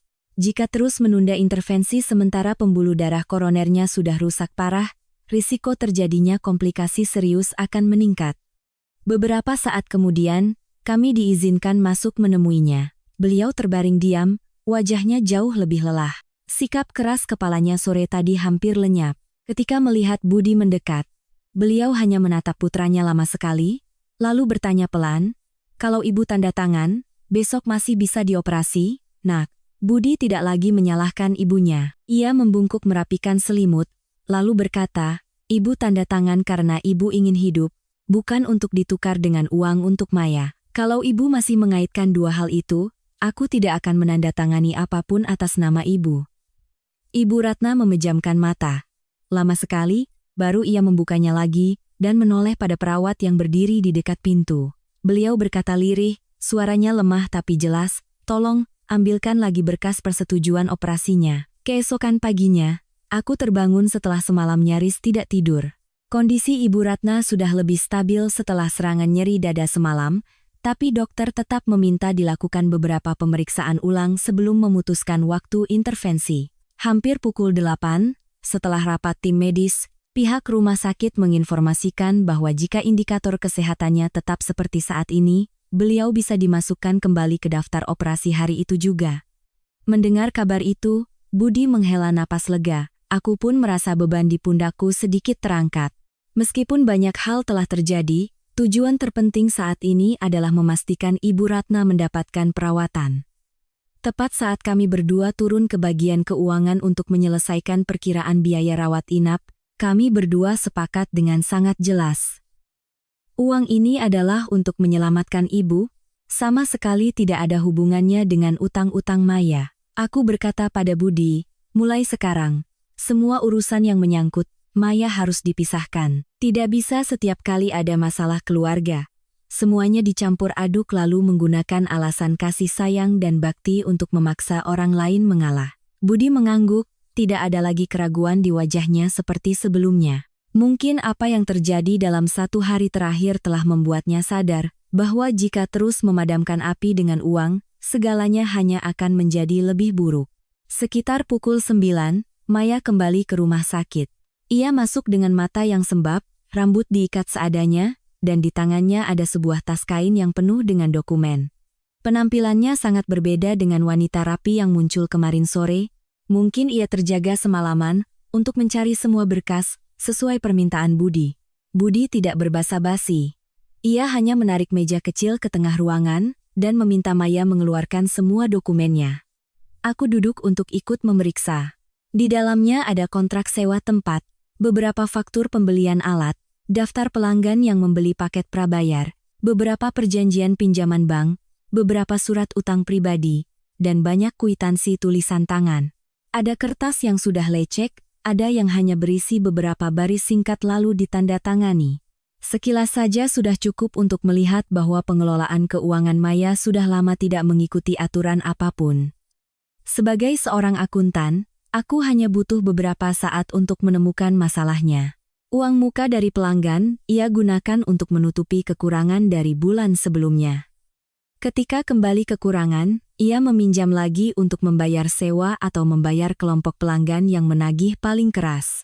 Beberapa pinjaman yang baru nyaris hanya digunakan untuk melunasi pinjaman sebelumnya. Arus kasnya tidak lagi untuk operasional bisnis, melainkan hanya berputar untuk menunda kebangkrutan. Aku berkata singkat pada Budi bahwa klinik Maya sebenarnya sudah lama kehilangan kemampuan untuk menopang dirinya sendiri. Penutupan klinik hanyalah hasil akhir, bukan penyebabnya. Mendengar itu, Maya menunduk. Tapi yang benar-benar membuat Budi marah ada di bagian akhir tumpukan berkas. Ia mengeluarkan sebuah fotokopi dengan judul Surat Pernyataan Tanggung Jawab Dukungan Keluarga, yang isinya mencantumkan nama Budi Permana dan angka maksimal 500 juta rupiah. Formatnya berbeda dengan surat pernyataan kemarin, tapi tanda tangan di bawahnya tetap dibuat mirip dengan tanda tangan Budi. Budi menatap kertas itu lama sekali, lalu bertanya pada Maya sudah memberikan surat itu pada siapa saja. Awalnya ia tidak menjawab, lalu mengaku bahwa selain kepada kelompok pelanggan, ia juga mengirimkannya pada salah satu pemberi pinjaman untuk membuktikan bahwa keluarganya mampu membantu dan ia bukan orang yang tidak punya apa-apa untuk membayar. Aku menoleh pada suamiku. Kali ini, kemarahan Budi bukan lagi soal uang. Ia sadar, jika ia terus diam, namanya dan nama keluarga kecil kami akan terus digunakan oleh Maya sebagai tameng. Hari ini 500 juta, besok bisa jadi surat lain, janji lain. Dan pada akhirnya, orang luar akan menganggap kami memang bertanggung jawab untuk menanggung semuanya. Budi meminta Maya menelepon setiap pihak yang telah menerima dokumen atas namanya. Mengatakan dengan jelas bahwa semua dokumen yang tidak ia tanda tangani secara langsung tidak memiliki kekuatan hukum apapun dari pihaknya. Mendengar itu, Maya panik. Ia berlutut di depan kakaknya. Air matanya bercucuran, memohon. Kalau Mas Budi langsung membantahnya sekarang, mereka akan mengejarku habis-habisan. Aku cuma minta waktu 3 bulan lagi untuk cari jalan keluar, nanti aku selesaikan sendiri. Budi tidak langsung membantu adiknya berdiri. Ia menatapnya lama sekali, lalu berkata, Mas sudah memberimu waktu 4 tahun. 3 bulan lagi hanya akan menjadi 3 bulan tambahan bagimu, untuk meminjam dari tempat lain, untuk menutupi lubang yang sama. Kalimat itu membuat Maya terduduk lemas di lantai. Tepat pada saat itu, ponselnya berdering. Kali ini yang menelepon bukan kelompok pelanggan atau pemberi pinjaman. Setelah beberapa kalimat, raut wajah Maya berubah drastis. Seorang petugas dari kelurahan memintanya membawa berkas untuk dimintai keterangan terkait laporan dari beberapa pelanggan. Isinya adalah keluhan bahwa kliniknya telah menerima uang layanan prabayar tapi berhenti beroperasi dan berkali-kali ingkar janji untuk mengembalikan uang. Tidak ada adegan penangkapan atau paksaan seperti yang ditakutkan Maya. Mereka hanya memintanya datang untuk memberikan penjelasan dan dokumen terkait. Tapi bagi Maya, itu saja sudah cukup untuk membuatnya sadar bahwa masalah ini sudah keluar dari lingkup keluarga. Ibu Ratna yang terbaring di ranjang mendengarnya dan langsung memegang tangan Budi. Beliau kembali menyebut angka 500 juta, mengatakan jika dibayarkan sekarang kepada pelanggan dan meminta mereka menarik laporan, mungkin semuanya akan selesai. Budi hanya menggelengkan kepala. Ia menjelaskan pada ibunya bahwa tidak semua laporan bisa ditarik hanya dengan membayar uang, dan ia tidak bisa lagi mengambil uang keluarga untuk menutupi kesalahan yang Maya buat sendiri. Membayar apa yang menjadi kewajiban itu satu hal, memperjelas tanggung jawab itu hal lain. Setelah rumah sakit mengabarkan bahwa Ibu Ratna akan dipindahkan ke ruang persiapan operasi, Budi menoleh pada Maya dan berkata bahwa ia sendiri yang akan mengantarnya ke kantor kelurahan. Bukan untuk melaporkan adiknya, tapi untuk memastikan ia tidak kabur, tidak terus berbohong. Dan untuk pertama kalinya harus duduk dan menjelaskan sendiri setiap rupiah yang telah ia gunakan. Ibu Ratna menangis, menuduh putranya mendorong adiknya ke jurang. Budi berdiri diam sejenak, lalu berkata, Budi tidak mendorongnya ke jurang, Bu. Setiap kali ibu menariknya keluar dengan uang, ibu justru menempatkannya kembali ke jalan yang sama. Ibu Ratna tidak berkata apa-apa lagi. Aku menatap kedua kakak beradik itu berjalan keluar dari kamar dan mengerti bahwa sejak saat itu, Budi telah benar-benar mengubah cara ia menghadapi keluarganya. Ia tidak lagi turun tangan menyelesaikan akibat perbuatan Maya. Ia mulai memaksanya untuk bertanggung jawab atas apa yang telah ia perbuat. Setelah Budi mengantar Maya pergi dari rumah sakit, aku tinggal sendirian menjaga Ibu Ratna. Sekitar pukul 10 pagi.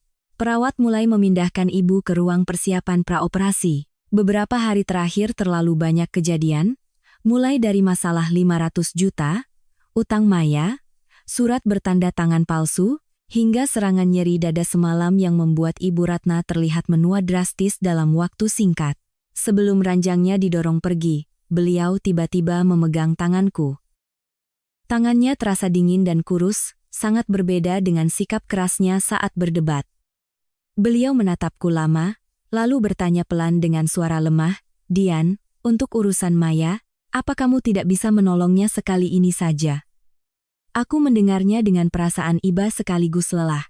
Jika ini terjadi beberapa hari yang lalu, mungkin aku akan mencoba menjelaskan sekali lagi berapa banyak uang yang sudah Maya terima, dan berapa banyak kebohongan yang telah ia sembunyikan. Tapi saat itu, beliau akan segera masuk ke ruang operasi. Aku tidak ingin mengubah momen-momen terakhir sebelum operasi menjadi sebuah perdebatan lagi. Aku hanya balas menggenggam tangannya dan berkata, aku menolong ibu dengan biaya rumah sakit dan dengan berada di sini mendampingi ibu. Sedangkan Maya, dia harus menolong dirinya sendiri dengan berkata jujur. Ibu Ratna tidak menjawab, matanya memerah. Lalu ia memalingkan wajah ke arah lain. Pintu ruang operasi tertutup di belakang ranjangnya, meninggalkanku sendirian di koridor dengan perasaan hampa yang sulit dijelaskan. Operasi dimulai tidak lama setelah itu. Aku duduk di ruang tunggu, ponsel di pangkuanku, mataku bergantian menatap jam dan layar ponsel. Di dalam hatiku ada dua kekhawatiran. Di satu sisi, Ibu Ratna yang sedang di dalam ruang operasi. Di sisi lain, Budi yang sedang mengantar Maya menghadapi masalah yang telah ia sembunyikan begitu lama. Hampir 2 jam kemudian, Budi menelepon. Suaranya terdengar lelah, tapi cukup tenang. Ia berkata pihak kelurahan belum memberikan kesimpulan apapun tentang Maya, juga tidak ada penangkapan atau keributan seperti yang ia bayangkan. Mereka hanya meminta Maya memberikan bukti-bukti lengkap, daftar pelanggan, jumlah uang yang diterima, dan sisa yang harus dikembalikan untuk menentukan tanggung jawab masing-masing pihak. Mendengar itu, aku sedikit lega. Tapi Budi melanjutkan bahwa saat memeriksa aset dan sumber dana yang bisa digunakan untuk melunasi utang, satu hal lain terungkap, Maya sama sekali tidak bangkrut. Setelah bercerai sekitar 3 tahun lalu, dalam proses pembagian harta gonogini dengan mantan suaminya, Maya mendapatkan hak atas sebidang tanah seluas lebih dari 80 meter kuadra di sebuah perumahan di pinggir kota. Tanah itu belum dibangun dan bukan aset yang terlalu besar, tapi menurut harga pasar saat ini, jika dijual dengan harga yang wajar, masih bisa laku sekitar 650 hingga 750 juta rupiah. Mendengar itu, aku sampai harus duduk tegak. Selama 3 tahun, tidak pernah sekalipun Maya menyinggung soal tanah itu. Ibu Ratna selalu bercerita pada kami bahwa putrinya bercerai nyaris tanpa membawa apa-apa, hanya dengan seorang anak dan setumpuk kesulitan. Justru karena berpikir Maya tidak punya apa-apa lagi, setiap kali ia mengeluh kekurangan uang, Ibu Ratna selalu merasa kasihan. Budi pun sering luluh, bahkan aku sendiri pernah mempercayainya. Budi bercerita bahwa ketika ditanya kenapa punya aset tapi tidak dijual untuk membayar utang, Maya terdiam lama sebelum akhirnya mengaku. Ia ingin menyimpan tanah itu sebagai pegangan dan untuk masa depan putrinya. Jika dijual saat pasar properti sedang lesu, harganya akan jatuh, jadi ia lebih memilih meminjam uang dari keluarga dulu, menunggu beberapa tahun lagi sampai harga tanah naik, baru dipikirkan lagi. Aku mendengarnya dengan perasaan marah sekaligus miris. Ternyata selama ini, seseorang yang masih punya aset ratusan juta membiarkan ibunya menghabiskan hampir seluruh dana pensiunnya, lalu masih berusaha memaksa kakak dan iparnya memberikan 500 juta lagi. Budi juga tidak bisa menahan emosinya saat mendengar penjelasan itu. Ia bercerita bahwa ia bertanya pada Maya, "Kamu mau menyimpan aset untuk anakmu, jadi kamu mau pakai uang masa depan anak Mas untuk bayar utangmu?" Maya menangis. Ia tetap berdalih bahwa tanah itu adalah satu-satunya yang tersisa setelah perceraiannya. Jika dijual, ia dan anaknya tidak punya apa-apa lagi. Ia menganggap kami masih punya rumah, pekerjaan stabil, dan tabungan, jadi jika meminjamkan 500 juta, beberapa tahun lagi juga bisa dicari kembali. Kalimat itulah yang paling jelas menunjukkan sifat asli dari masalah ini. Maya bukanlah orang yang kehilangan segalanya dan terdesak hingga harus memohon bantuan. Ia hanya tidak mau kehilangan aset miliknya. Ia ingin mempertahankan apa yang menjadi haknya, sementara kerugiannya dialihkan kepada orang lain. Budi berkata ia telah memberikan adiknya 2 pilihan yang sangat jelas. Pertama, secara proaktif menjual tanah itu, melikuidasi peralatan klinik yang masih berharga, lalu membuat rencana pengembalian dana yang transparan kepada para pelanggan. Kedua, ia akan menarik diri sepenuhnya dari masalah ini, tidak akan mendampingi, tidak akan menjadi penengah, dan tidak akan memberikan konfirmasi dukungan apapun lagi. Maya langsung menelepon ibunya. Tapi saat itu, Ibu Ratna sedang di dalam ruang operasi. Tidak ada yang mengangkat telepon, tidak ada yang membelanya, dan tidak ada lagi yang bisa langsung memberikannya uang. Untuk pertama kalinya setelah bertahun-tahun, Maya harus duduk sendiri di hadapan orang-orang yang menuntut haknya dan menandatangani rencana penyelesaian masalah dengan asetnya sendiri. Ia setuju untuk menjual tanah itu dan mendata semua mesin yang tersisa untuk dijual. Uang yang terkumpul akan diprioritaskan untuk pelanggan yang memiliki bukti pembayaran yang jelas. Aku menutup telepon dan duduk terdiam lama. Sebagian diriku masih marah, tapi sebagian lagi merasa ini mungkin pertama kalinya Maya benar-benar menghadapi konsekuensi perbuatannya tanpa ada ibu atau kakaknya yang langsung menariknya keluar dari masalah. Sekitar beberapa jam kemudian, pintu ruang operasi terbuka. Dokter keluar, melepas maskernya, dan mengabarkan bahwa operasi Ibu Ratna berjalan lancar. Indikator pasca operasi untuk sementara stabil, tapi beliau masih harus dipantau secara ketat di ruang pemulihan. Mendengar itu, baru kusadari telapak tanganku sudah basah oleh keringat. Sore harinya, Budi kembali ke rumah sakit. Begitu ia tiba di koridor, aku langsung memberitahunya bahwa ibu sudah melewati masa kritis. Budi memejamkan mata dan menghela napas panjang, bahunya seolah merosot setelah seharian tegang. Setelah itu, barulah ia menceritakan lebih detail soal tanah milik Maya. Kami berdua berdiri di dekat pintu ruang pemulihan, melihat dari balik kaca Ibu Ratna yang masih terbaring di antara selang dan monitor. Pada saat itu, aku merasa lega karena beliau selamat, sekaligus merinding memikirkan satu hal. Baru sehari yang lalu, aku hampir saja mencairkan 500 juta rupiah dari dana masa depan anakku untuk menolong seseorang yang diam-diam masih menyimpan aset senilai ratusan juta. Dan aku tahu, masalah ini belum berakhir. Karena ketika Ibu Ratna sadar dan tahu bahwa Maya terpaksa menjual tanah yang ia kira tidak pernah ada, reaksinya pasti tidak akan sederhana. 2 hari setelah operasi, Ibu Ratna dipindahkan dari ruang ICU ke kamar perawatan biasa. Wajahnya masih pucat dan suaranya jauh lebih lemah, tapi kesadarannya sudah pulih. Kupikir setelah melewati ambang kematian, hal pertama yang akan ia pedulikan adalah kesehatannya sendiri. Tak disangka, begitu melihat Budi masuk, pertanyaan pertamanya adalah, apa Maya benar-benar harus menjual tanahnya? Budi berhenti di dekat pintu. Ia tidak menghindar atau mencoba memperhalus kata-kata. Ia menarik kursi, duduk, lalu berkata bahwa Maya sudah setuju menjual tanah seluas 80 meter kuadrat itu untuk menyelesaikan sebagian kewajibannya. Itu aset pribadi dia, Bu. Menggunakan aset sendiri untuk menyelesaikan masalah yang dibuat sendiri jauh lebih masuk akal daripada terus mengambil uang pensiun ibu atau tabungan kami. Mendengar itu, Ibu Ratna langsung mengerutkan kening.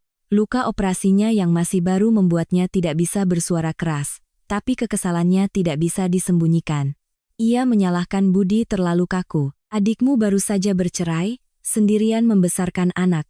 Kalau tanahnya dijual, nanti dia mau bergantung pada siapa? Lalu ia menoleh padaku. Nadanya menuduh. Menganggap semua ini terjadi karena aku tidak mau mengeluarkan 500 juta. Aku mendengarnya tapi tidak langsung menjawab. Jika ini terjadi sebelumnya, mungkin aku akan mencoba menjelaskan agar beliau mengerti. Tapi setelah semua yang terjadi, aku sadar ada hal-hal yang jika seseorang belum mau melihatnya, penjelasan sebanyak apapun akan sia-sia. Budi juga tidak berdebat dengan ibunya. Ia hanya diam sejenak, lalu mengeluarkan setumpuk kertas kusam dari tasnya yang telah terlipat rapi. Aku tahu itu bukan dokumen baru. Pinggiran kertasnya sudah menguning, bekas lipatannya pun terlihat jelas karena sudah lama disimpan. Budi meletakkan kertas itu di meja dan berkata ada satu hal yang sudah ia ketahui bertahun-tahun tapi tidak pernah mau ia ungkit. Aku menoleh pada suamiku, bahkan aku pun belum pernah mendengar cerita ini. Budi berkata, 6 tahun lalu, setelah ayahnya meninggal, Ibu Ratna menjual rumah lama di Solo seharga sekitar 2,4 miliar rupiah. Saat itu, beliau berkata sebagian besar uangnya dipakai untuk melunasi utang pengobatan ayahnya dan biaya pemakaman, sisanya untuk dana pensiun. Kami berdua mempercayainya. Aku ingat betul saat itu. Ibu Ratna baru saja kehilangan suami dan sangat terpukul, jadi baik aku maupun Budi tidak ada yang bertanya detail soal uang. Setelah itu, beliau pindah ke Jakarta untuk tinggal bersama kami. Setiap kali perlu berobat atau membeli obat, beliau sering berkata uang hasil jual rumah sudah tidak banyak lagi. Justru karena berpikir ibu tidak punya simpanan, selama bertahun-tahun sebagian besar biaya hidup dan pengobatannya kami yang tanggung. Tapi sekitar 2 tahun setelah menjual rumah, saat Budi membantu ibunya mengurus beberapa dokumen asuransi, ia tidak sengaja melihat fotokopi akta jual beli, beserta beberapa slip transfer bank. Dari uang hasil penjualan rumah itu, hampir 1 miliar rupiah telah ditransfer secara khusus kepada Maya dalam beberapa tahap, hanya dalam waktu kurang dari setahun. Aku mendengarnya dan terdiam. 1 miliar rupiah bukan angka kecil. Jika ditambah dengan uang yang terus Ibu Ratna berikan pada Maya setelahnya, barulah aku mengerti kenapa adik iparku bisa gagal berkali-kali tapi selalu punya modal untuk bangkit dan memulai usaha baru. Budi bercerita bahwa dulu ia pernah menanyakannya pada ibu. Ibu Ratna menangis, berkata Maya baru bercerai, anaknya masih kecil, dan hidupnya tidak menentu, jadi ia hanya ingin memberikan putrinya modal dan dana darurat. Budi saat itu, meskipun kecewa, tetap berpikir bahwa uang itu adalah aset orang tuanya. Ibu mau memberikannya pada siapa, itu hak beliau. Ia tidak mempermasalahkannya dan tidak menceritakannya padaku karena takut keluarga kami akan semakin berkonflik. Mendengar ini, barulah aku mengerti kenapa Budi baru mengeluarkan dokumen itu sekarang. Yang membuatnya sakit hati bukanlah karena ibunya memberikan adiknya 1 miliar, melainkan karena setelah memberikannya, beliau terus-menerus berkata seolah-olah tidak punya apa-apa lagi. Selama bertahun-tahun, kami yang membayar biaya obat, pemeriksaan, rawat inap, bahkan kebutuhan sehari-hari ibu. Tidak jarang saat Maya butuh uang, beliau tetap meminta kami membantu dengan alasan adiknya tidak punya siapa-siapa lagi. Padahal kenyataannya, beliau sendiri yang diam-diam telah membangun berlapis-lapis jaring pengaman untuk putrinya. Mendengar itu, raut wajah Ibu Ratna menegang. Beliau berkata, uang ibu mau berikan pada anak perempuan ibu, itu tidak salah. Maya itu perempuan, bercerai, tidak ada suami di sampingnya. Tentu ibu harus lebih kasihan padanya. Budi mengangguk. Ia tidak membantah. Ibu kasihan padanya tidak salah, tapi ibu melakukannya dengan menyembunyikan uang, berbohong pada kami, lalu memaksa istriku mengeluarkan uang untuk menggantikan posisi ibu. Itu yang salah. Kalimat itu membuat seisi ruangan hening. Aku menatap Ibu Ratna, lalu dengan perlahan berkata, uang yang ibu berikan pada Maya sebelumnya, aku tidak pernah berniat memintanya kembali. Itu aset ibu berhak memutuskan. Aku juga tidak menyesali biaya yang sudah dikeluarkan untuk pengobatan ibu, karena saat keluarga sakit, aku tidak pernah menghitung setiap rupiahnya. Tapi ada satu hal yang tidak bisa aku terima. Ibu tahu persis Maya sudah banyak dibantu, masih punya aset pribadi, dan masih mampu menyelesaikan masalahnya sendiri. Tapi ibu justru menggunakan operasi jantung ibu untuk memaksa keluarga kami menanggung akibatnya. Aku mengatakannya dengan lembut, tanpa niat menghakimi.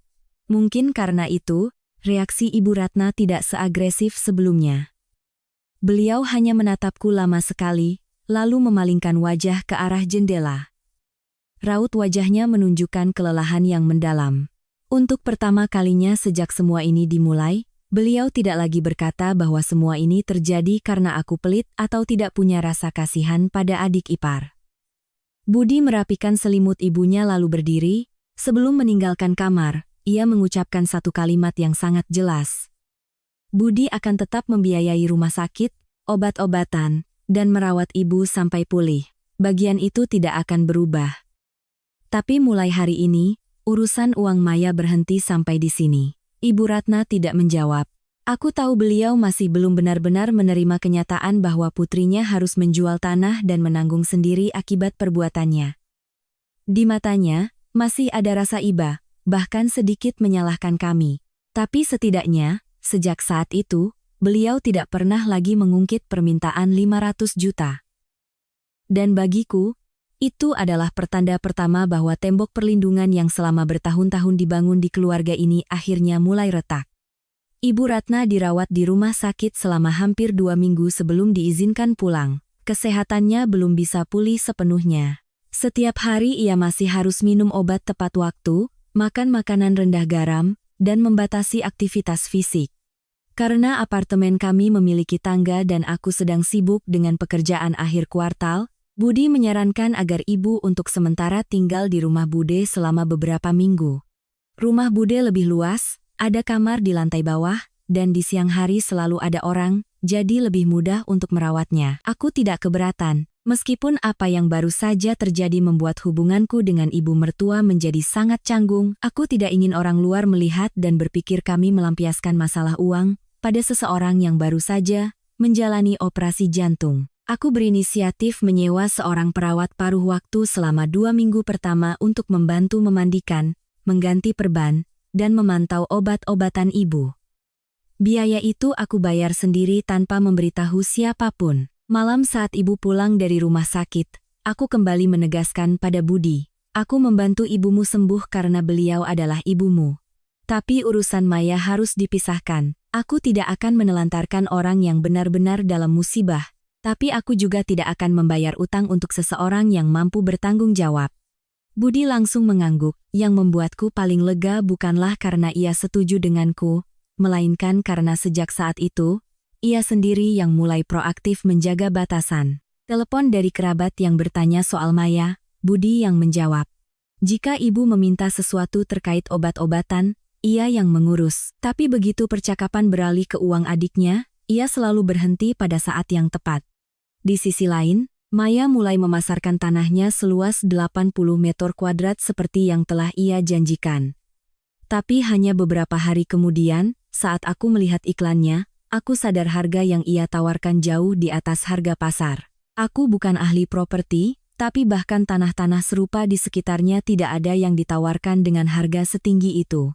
Budi menelepon dan bertanya. Maya beralasan bahwa tanahnya berada di lokasi yang bagus, jalannya lebar, dan di masa depan harganya bisa naik, jadi ia tidak mau menjual murah. Aku mendengarnya, dan hanya tersenyum kecut. Masalahnya sangat jelas. Maya tidak benar-benar berniat menjual. Ia sengaja memasang harga yang sulit laku untuk mengulur waktu, berharap selama itu ibunya akan luluh, atau kami akan berubah pikiran dan memberikan uang. Sebulan berlalu, tanah itu masih belum laku. Bersamaan dengan itu, aku mulai mendengar beberapa kerabat jauh menelepon. Dari cara mereka berbicara, aku tahu Maya telah menceritakan versi baru. Ia mengatakan Budi memaksa adiknya menjual aset satu-satunya, dan aku adalah dalang di baliknya, karena ingin memutus semua jalan hidupnya. Ada yang bahkan menyindir bahwa kami punya rumah dan pekerjaan mapan, tapi tidak mau menolong kerabat yang sedang susah. Aku tidak berdebat dengan setiap orang. Aku berkata pada Budi, jika kita terus menjelaskan, masalah ini tidak akan pernah selesai. Setiap orang akan mendengar satu kalimat, menambah bumbu sedikit, dan pada akhirnya kami yang harus membuktikan bahwa kami tidak jahat. Aku menyarankan Budi membuat grup keluarga kecil, hanya berisi kerabat inti yang sering ikut campur. Ia mengirimkan rangkuman singkat. Maya punya utang yang harus diselesaikan dan masih punya aset pribadi. Keluarga sudah membantu selama bertahun-tahun, sekarang ia harus menggunakan asetnya sendiri terlebih dahulu. Aku juga berkata pada Budi, siapapun yang kasihan pada Maya dan mau memberinya uang, itu hak mereka. Kita tidak melarang, asalkan mereka tahu situasinya sebelum memutuskan. Cara itu ternyata lebih efektif daripada perdebatan.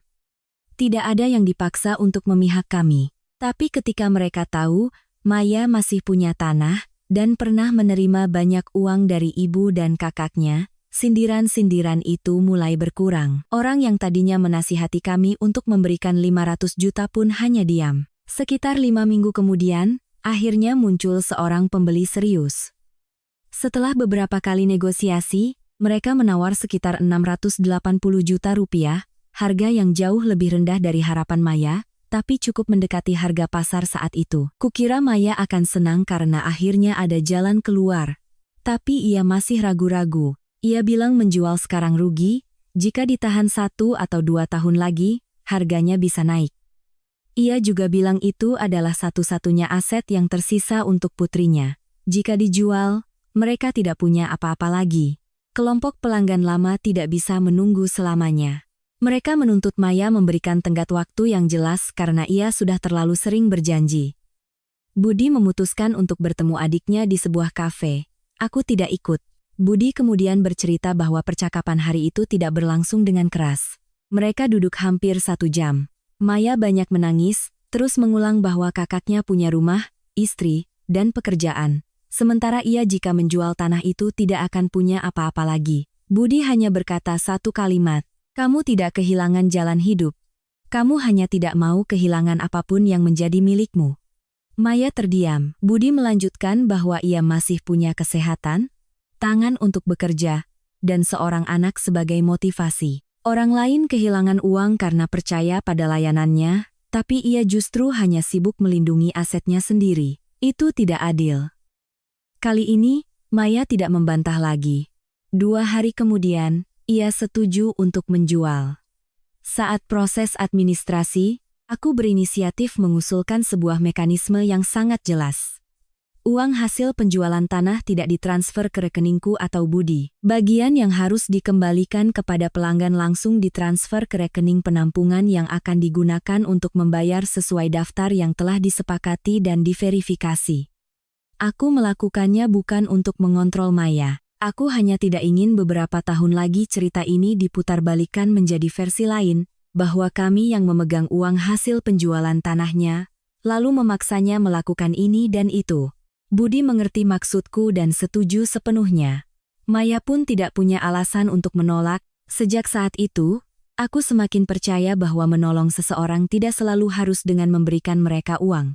Terkadang, yang paling dibutuhkan adalah membantu mereka melihat jalan yang harus ditempuh, lalu membiarkan mereka melangkah sendiri. Aku tidak ingin Maya hancur, tapi aku juga tidak akan lagi berdiri di dasar lubang yang ia gali sendiri untuk meminjamkan pundakku agar ia bisa memanjat keluar. Setelah penjualan tanah selesai, Maya menggunakan sebagian besar uangnya untuk mengembalikan dana kepada pelanggan yang memiliki bukti pembayaran yang jelas. Beberapa orang, setelah menerima uangnya, setuju untuk menghentikan sengketa perdata, tidak ingin memperpanjang masalah. Tapi masalah Maya tidak selesai begitu saja. Masalah terbesarnya kini bukan lagi kekurangan uang, melainkan surat-surat yang mencatut nama Budi. Dokumen dengan tanda tangan yang dibuat mirip dengan tanda tangan suamiku telah ia berikan kepada pelanggan dan salah satu pemberi pinjaman untuk membuktikan bahwa keluarga akan mendukungnya. Meskipun Budi sudah menegaskan bahwa itu bukan tanda tangannya, masalah ini tetap harus diklarifikasi secara resmi. Beberapa hari kemudian, Budi menerima panggilan untuk memberikan keterangan. Ia membawa dokumen identitas dan beberapa dokumen asli dengan tanda tangannya untuk perbandingan. Sebelum pergi, aku melihatnya berdiri cukup lama di balkon. Meskipun selama ini Budi sudah jauh lebih tegas, aku tahu keharusan untuk secara langsung mengonfirmasi bahwa adiknya telah memalsukan namanya masih terasa berat baginya. Aku mendekatinya dan berkata, "Kamu bisa meminta keringanan untuk Maya jika merasa perlu, tapi jangan pernah karena kasihan lalu mengakui tanda tangan yang bukan milikmu. Kalau kamu bilang tanda tangan itu asli, kita akan kembali menolong dengan cara yang salah. Kali ini bukan hanya merugikan kita, tapi juga membuat Maya berpikir semua masalah bisa ditutupi." Budi tidak langsung menjawab. Beberapa saat kemudian, ia mengangguk. Aku mengerti itu bukan keputusan yang mudah baginya. Karena sekeras apapun Maya berbuat salah, ia tetaplah adik yang pernah ia gendong sejak kecil. Tapi terkadang, menyayangi seseorang bukan berarti menanggung semua kesalahannya. Ada konsekuensi yang jika terus-menerus diambil alih, orang yang berbuat salah tidak akan pernah sadar sejauh mana ia telah melangkah. Ketika tahu Budi akan mengatakan yang sebenarnya, Maya panik. Ia meneleponnya terus-menerus, menangis dan menyalahkan. Bahkan ia sempat berkata Budi sedang mendorong adiknya ke jurang. Padahal jika Budi mau membantu mengakuinya, semuanya akan menjadi lebih ringan. Budi mendengarkan semuanya. Pada akhirnya, ia hanya berkata satu kalimat, "Mas tidak mendorongmu kemanapun. Mas hanya berhenti berdiri di depanmu untuk menahan semua akibatnya." Maya terdiam. Budi menambahkan bahwa selama ini, ia dan ibulah yang salah. Setiap kali Maya berbuat masalah, mereka selalu mencari cara untuk menyelesaikannya. Mulai dari kekurangan uang sewa, uang alat, pinjaman, hingga utang pelanggan, setiap kali selalu berpikir ini yang terakhir. Justru pertolongan-pertolongan itulah yang membuatnya percaya bahwa ia selalu punya jalan keluar. Setelah pertemuan itu, Budi menceritakan bahwa semuanya berjalan biasa saja, tidak setegang yang dibayangkan Maya. Ia hanya menjelaskan bahwa ia tidak menandatangani dokumen-dokumen itu, memberikan contoh tanda tangan asli, dan menjawab pertanyaan terkait. Maya setelah itu juga harus datang beberapa kali untuk dimintai keterangan. Ia harus membawa berkas, menjelaskan kronologi pembuatan surat, dan bertanggung jawab atas kesalahannya. Sengketa keuangan yang tersisa harus terus diproses secara terpisah. Tidak bisa karena sudah menjual tanah dan membayar sebagian utang lalu semuanya dianggap selesai. Aku tidak bertanya terlalu detail. Aku hanya tahu, untuk pertama kalinya dalam hidupnya, Maya tidak bisa lagi lari pulang menangis pada ibunya dan menunggu sejumlah uang ditransfer agar masalah mereda. Klinik kecantikannya resmi ditutup total. Beberapa mesin yang masih bisa dipakai dijual. Perabotan, tempat tidur perawatan, dan peralatan kecil lainnya juga dijual secara bertahap untuk menutupi sisa utang. Papan nama yang pernah tergantung megah di depan kliniknya, tempat di mana Maya pernah berfoto dan memamerkan kesuksesan bisnisnya di media sosial, akhirnya diturunkan. Aku tahu cerita itu dari Budi, tapi tidak merasa puas. Aku hanya merasa sayang, jika dari awal Maya mau berbisnis sesuai kemampuannya, dan berhenti saat melihat arus kasnya sudah tidak terkendali, mungkin semua ini tidak akan terjadi. Reputasinya di kalangan pelanggan lama hancur total. Untuk sebuah industri jasa yang sangat bergantung pada kepercayaan, membuka kembali bisnis baru dalam waktu dekat nyaris mustahil. Para pemberi pinjaman luar, setelah menerima kembali uang mereka, juga memutuskan semua hubungan. Jalan gali lubang tutup lubang yang selama ini ia andalkan akhirnya tertutup. Maya terpaksa mencari pekerjaan biasa. Setelah beberapa minggu, ia diterima sebagai pramuniaga di sebuah toko kosmetik di mal kecil. Pekerjaannya tidak glamor. Setiap hari ia harus berdiri hampir sepanjang waktu, melayani pelanggan, memeriksa stok, membersihkan konter, dan mengejar target penjualan. Penghasilannya hanya terdiri dari gaji pokok dan komisi. Bulan pertama bekerja, Maya terlihat lebih kurus. Ibu Ratna melihat putrinya berangkat pagi pulang malam dan merasa sangat kasihan. Beberapa kali ia kembali menyinggung pada Budi, bagaimana kalau kalian beri Maya sedikit modal, nanti kalau sudah punya pengalaman kan, bisa buka toko kecil sendiri. Budi tidak marah. Ia hanya berkata, Bu, jangan lagi menyayanginya dengan cara yang membuatnya semakin lemah. Mendengar itu, Ibu Ratna terdiam.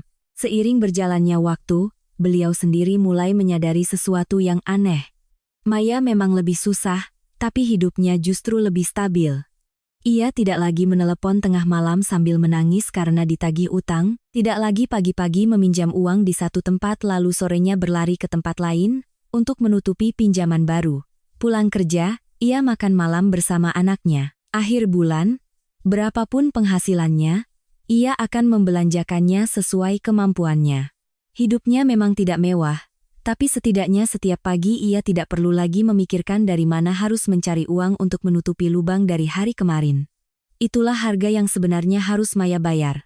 Ia kehilangan tanah yang pernah ingin ia pertahankan mati-matian, kehilangan bisnis, kehilangan reputasi, dan harus bertanggung jawab atas dokumen yang ia buat sendiri. Tapi ia masih punya kesehatan, kemampuan untuk bekerja, dan kesempatan untuk memulai kembali hidupnya dengan tangannya sendiri. Aku tidak senang melihatnya susah, tapi aku juga tidak akan lagi melangkah maju untuk menyelamatkannya. Karena aku sudah mengerti, ada pelajaran yang jika terus-menerus dibayar dengan uang oleh kerabat, si pembuat kesalahan tidak akan pernah belajar.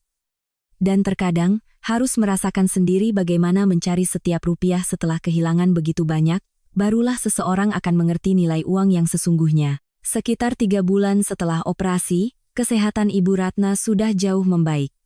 Beliau sudah bisa berjalan pelan di sekitar rumah, mengurus kebutuhan dasarnya sendiri, dan hanya perlu diingatkan waktu minum obat. Budi masih rutin mengantar ibu kontrol sesuai jadwal. Aku sesekali memasak makanan rendah garam dan minyak, lalu menitipkannya pada Budi. Hubungan kami tidak bisa kembali seperti dulu, tapi setidaknya tidak ada lagi konfrontasi yang tegang. Kupikir, itu sudah cukup baik. Setelah semua yang terjadi, aku tidak berharap semua orang di keluarga langsung berpelukan dan menangis seolah tidak ada apa-apa. Ada retakan yang jika dipaksa ditambal terlalu cepat hanya akan membuatnya pecah lagi. Aku dan Ibu Ratna menjaga jarak yang cukup, masih saling bertanya kabar, masih melakukan apa yang seharusnya, tapi tidak ada yang mengungkit lagi soal uang. Maya juga banyak berubah. Ia masih bekerja di toko kosmetik, berangkat pagi pulang malam. Gajinya tidak besar, tapi setiap bulan jika ada komisi tambahan, ia akan menyisihkan sebagian untuk melunasi sisa utangnya, sisanya untuk biaya sewa rumah, sekolah anak, dan kebutuhan sehari-hari. Budi pernah bercerita bertemu adiknya di jalan, melihatnya memakai seragam dan menunggu bus, nyaris tidak mengenalinya. Bukan karena Maya menua, tapi karena kemewahan yang dulu melekat padanya nyaris hilang. Ia tidak lagi gonta-ganti ponsel, tidak lagi pamer belanjaan, dan jarang muncul di acara kumpul-kumpul. Hidupnya menyusut, setara dengan uang yang ia hasilkan sendiri. Aku masih belum bisa berkata aku percaya sepenuhnya pada Maya, tapi setidaknya ia hidup dari hasil kerjanya sendiri. Sampai suatu sore, Budi menelepon dan menceritakan sesuatu yang mengejutkanku. Hari itu, Ibu Ratna memanggil Maya ke rumahnya tanpa memberitahu Budi atau aku. Setelah mereka makan, ibu masuk ke kamar dan mengeluarkan sebuah amplop tebal, meletakkannya di depan putrinya. Di dalamnya ada uang lebih dari 100 juta rupiah. Itu adalah sisa dana darurat terakhir yang dimiliki ibu setelah biaya rumah sakit, obat-obatan, dan semua uang yang diam-diam ia berikan pada Maya sebelumnya. Jumlahnya tidak besar jika dibandingkan dengan angka ratusan juta atau miliaran yang pernah muncul dalam cerita ini. Tapi bagi seorang wanita berusia hampir 70 tahun, tanpa penghasilan tetap, dan baru saja menjalani operasi jantung, itu adalah sisa jaring pengaman terakhirnya. Ibu Ratna menyuruh Maya mengambilnya. Ia berkata jangan bekerja untuk orang lain seumur hidup, melelahkan dan tidak ada sisa.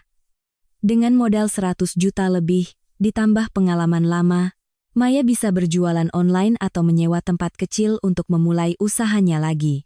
Ibu bahkan berpesan agar Maya tidak memberitahu Budi, karena ia tahu putranya pasti akan menentang. Jika ini adalah Maya beberapa bulan yang lalu, aku yakin amplop itu sudah lenyap dari meja dalam hitungan menit. Tapi kali ini berbeda. Maya duduk lama sekali, lalu mendorong amplop itu kembali ke arah ibunya. Ibu Ratna mengira putrinya marah karena masalah sebelumnya. Ia menarik kembali amplop itu dan menyelipkannya ke tangan Maya, berkata ini adalah uangnya, tidak perlu izin siapapun. Maya tetap tidak mau menerima. Akhirnya, ia hanya berkata satu kalimat, "Ibu simpan saja untuk beli obat. Uang ibu sudah habis kon ambil semua." Ibu Ratna tertegun. Mungkin selama bertahun-tahun menyayangi putrinya, ini adalah pertama kalinya ia memberikan uang, dan Maya tidak menerimanya. Maya bercerita bahwa beberapa bulan terakhir, ia harus berhadapan sendiri dengan orang-orang yang kehilangan uang karenanya. Ada yang tidak memaki, hanya menunjukkan bukti pembayaran lalu bertanya kapan akan dilunasi. Tatapan mata mereka justru membuatnya lebih malu daripada omelan manapun. Ia harus menjual tanah yang pernah ia pertahankan, menjual barang-barang yang pernah ia beli dengan uang pinjaman, lalu memulai kembali dengan pekerjaan yang gajinya dulu tidak pernah ia bayangkan. Saat kehilangan tanahnya, Maya sangat membenci kami. Ia berpikir kakak dan iparnya punya uang tapi tidak mau menolong, malah memaksanya menjual satu-satunya aset yang tersisa. Tapi setelah beberapa bulan bekerja, menghitung setiap pengeluaran, ia mulai mengerti. Maya menangis dan berkata pada ibunya, "Dulu ibu selalu menolong, jadi aku pikir kalau ada masalah apapun tidak apa-apa. Waktu tanah itu dijual, aku benci Mas Budi dan Mbak Dian. Tapi sekarang aku baru sadar, kalau waktu itu Mbak Dian benar-benar memberikan 500 juta, mungkin uang itu juga akan habis, dan aku akan pinjam lagi." Ibu Ratna tidak bisa berkata apa-apa. Maya bahkan mengaku bahwa dulu ia selalu berpikir ia hanya sial. Bisnis gagal karena pasar, utang menumpuk karena pelanggan menekan, tidak diberi uang oleh kakaknya karena mereka pelit. Ia tidak pernah benar-benar berpikir bahwa dirinya lah yang harus berhenti. Maya bilang ia belum berani menemuiku untuk meminta maaf. Ia juga tidak berharap kami menganggap semuanya tidak pernah terjadi. Tapi utang-utang yang dulu ia pinjam dari keluarga, ia akan berusaha mencicilnya setiap bulan. Mungkin butuh beberapa tahun, atau lebih lama lagi, tapi setidaknya ia ingin mulai membayarnya dengan uang hasil jerih payahnya sendiri. Mendengar itu, Ibu Ratna menangis. Kali ini, ia tidak menangis karena putrinya dipaksa menjual tanah atau karena menyalahkan putranya. Ia hanya berkata sangat pelan, "Ibu kira, dengan memberi uang itu ibu menolongmu. Ternyata, ibu membuatmu tidak pernah merasa takut." Tepat saat itu, Budi datang untuk menjemput ibu kontrol. Ia berdiri di luar pintu dan mendengar bagian akhir percakapan mereka. Budi kemudian bercerita, ia sebenarnya ingin masuk dan mengatakan banyak hal, tapi melihat ibu dan adiknya menangis bersama, ia akhirnya mengurungkan niatnya. Ia hanya mengambil amplop di meja, memasukkannya kembali ke laci, lalu berkata, "Ibu simpan uang ini. Mulai sekarang, ibu sehat saja sudah meringankan beban kami semua. Tidak ada lagi yang membahas soal membuka usaha baru."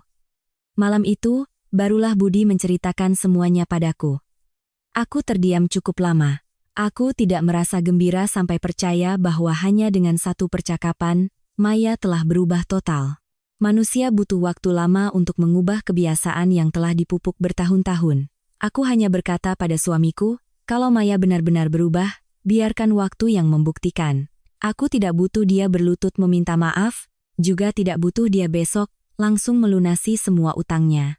Yang kubutuhkan adalah dia tahu bagaimana hidup bertanggung jawab untuk anaknya, tahu bagaimana menanggung akibat perbuatannya sendiri, dan jangan pernah lagi menyeret seluruh keluarga ke dalam kesalahannya. Karena pada akhirnya, kami tidak ingin membalas dendam pada Maya. Kami hanya tidak ingin terus menolongnya dengan cara yang membuatnya semakin lemah.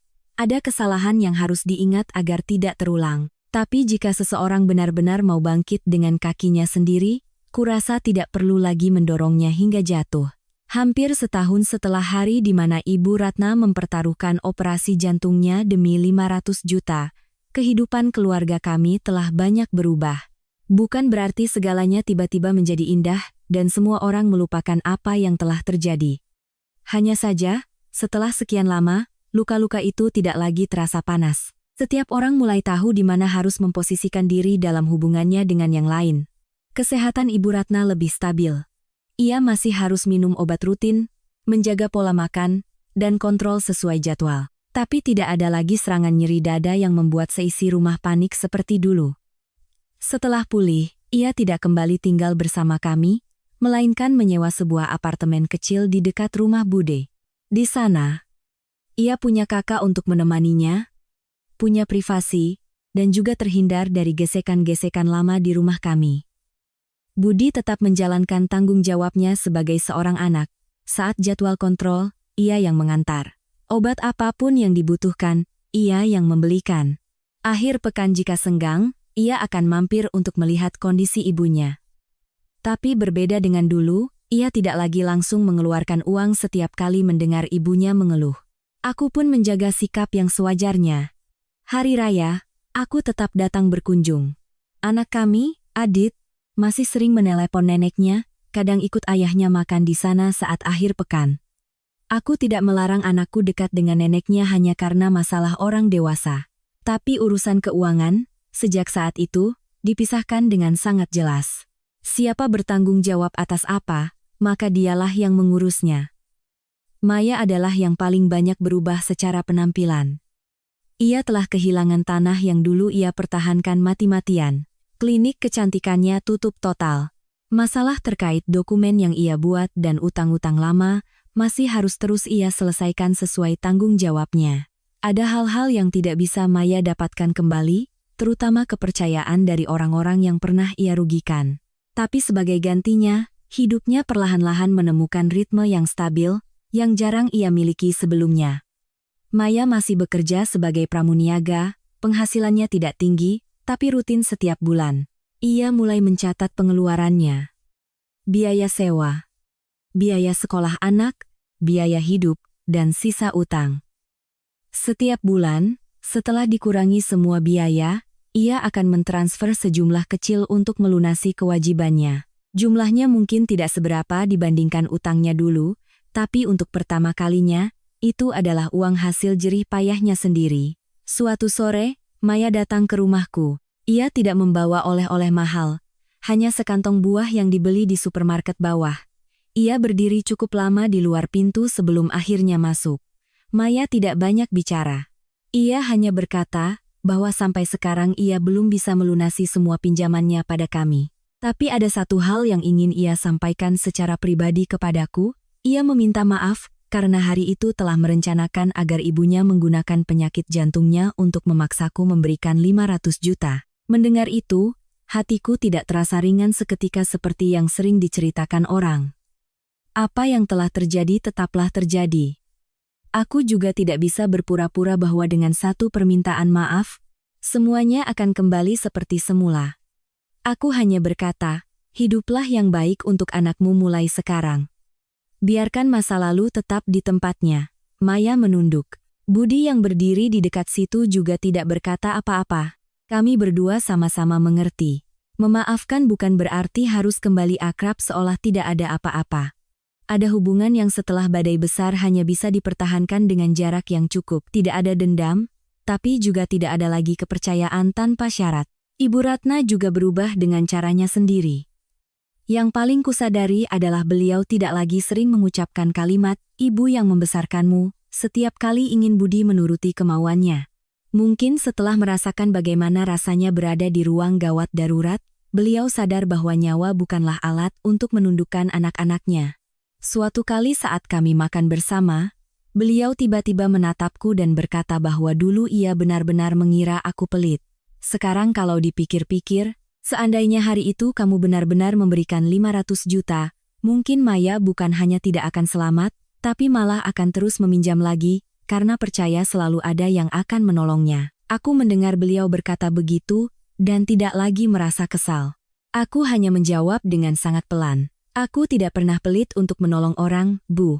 Aku hanya tidak mau menggunakan uang untuk menyelamatkan satu kesalahan, yang kemudian akan menciptakan kesalahan berikutnya. Makan malam hari itu berlanjut seperti biasa. Tidak ada yang menangis, tidak ada adegan berpelukan seperti di film-film. Tapi bagiku, fakta bahwa Ibu Ratna bisa mengucapkan kalimat itu dengan sendirinya sudah merupakan perubahan yang sangat besar. Pada akhirnya, yang kusimpan bukanlah perasaan bahwa aku telah menang melawan ibu mertua atau adik iparku. Aku hanya berhasil mempertahankan sebuah batasan untuk keluarga kecilku. Ketika kerabat sakit atau benar-benar dalam musibah, kami akan tetap membantu. Tapi ketika seseorang menuai akibat dari pilihannya sendiri, bantuan tidak bisa diartikan sebagai kewajiban bagi orang lain untuk menanggung semuanya. Budi juga banyak berubah. Dulu, ia mengira diam adalah cara menjaga keharmonisan. Ibunya berkata satu hal, adiknya menangis. Ia akan menoleh padaku dan memintaku mengalah lagi. Setelah kejadian itu, barulah ia sadar. Terkadang justru karena tidak adanya batasan yang jelas, konflik itu diam-diam membusuk lalu meledak. Uang 500 juta hari itu masih utuh di rekening tabungan untuk masa depan Adit. Kami terus menambahnya sesuai rencana awal. Kami tidak pernah menyebutnya sebagai sesuatu yang berhasil kami rebut kembali, karena sejak awal, itu bukanlah piala kemenangan. Itu hanyalah tanggung jawab orang tua kepada anaknya. Maya juga tidak luput dari harga kesalahannya. Ia kehilangan aset, bisnis, reputasi, dan harus menyelesaikan sendiri konsekuensi dari dokumen yang ia buat. Ibu Ratna nyaris kehilangan nyawanya karena sebuah paksaan yang ia kira hanya butuh gertakan kecil agar anak-anaknya takut. Tapi aku merasa beruntung karena cerita kami tidak berakhir dengan seseorang yang terpuruk di dasar jurang dan tidak bisa bangkit lagi. Maya masih punya kesempatan untuk memulai kembali dengan hasil kerjanya. Ibu Ratna masih punya sisa usia untuk hidup lebih tenang dan merenungkan kembali caranya menyayangi anak. Dan kami, sebagai suami istri, belajar bagaimana cara menolong kerabat tanpa kehilangan batasan kami sendiri. Sampai sekarang, setiap kali aku teringat hari-hari di rumah sakit itu, kalimat yang paling kuingat adalah ucapan Budi di depan ranjang ibunya. Nyawa ibu tidak bisa dihargai 500 juta. Hari itu, ia hanya menolak sebuah tawar-menawar. Tapi belakangan aku baru mengerti. Penolakan itulah yang tidak hanya menyelamatkan Ibu Ratna dari keputusan yang berbahaya, tapi juga menyelamatkan seluruh keluarga kami dari sebuah lingkaran setan yang telah berlangsung selama bertahun-tahun.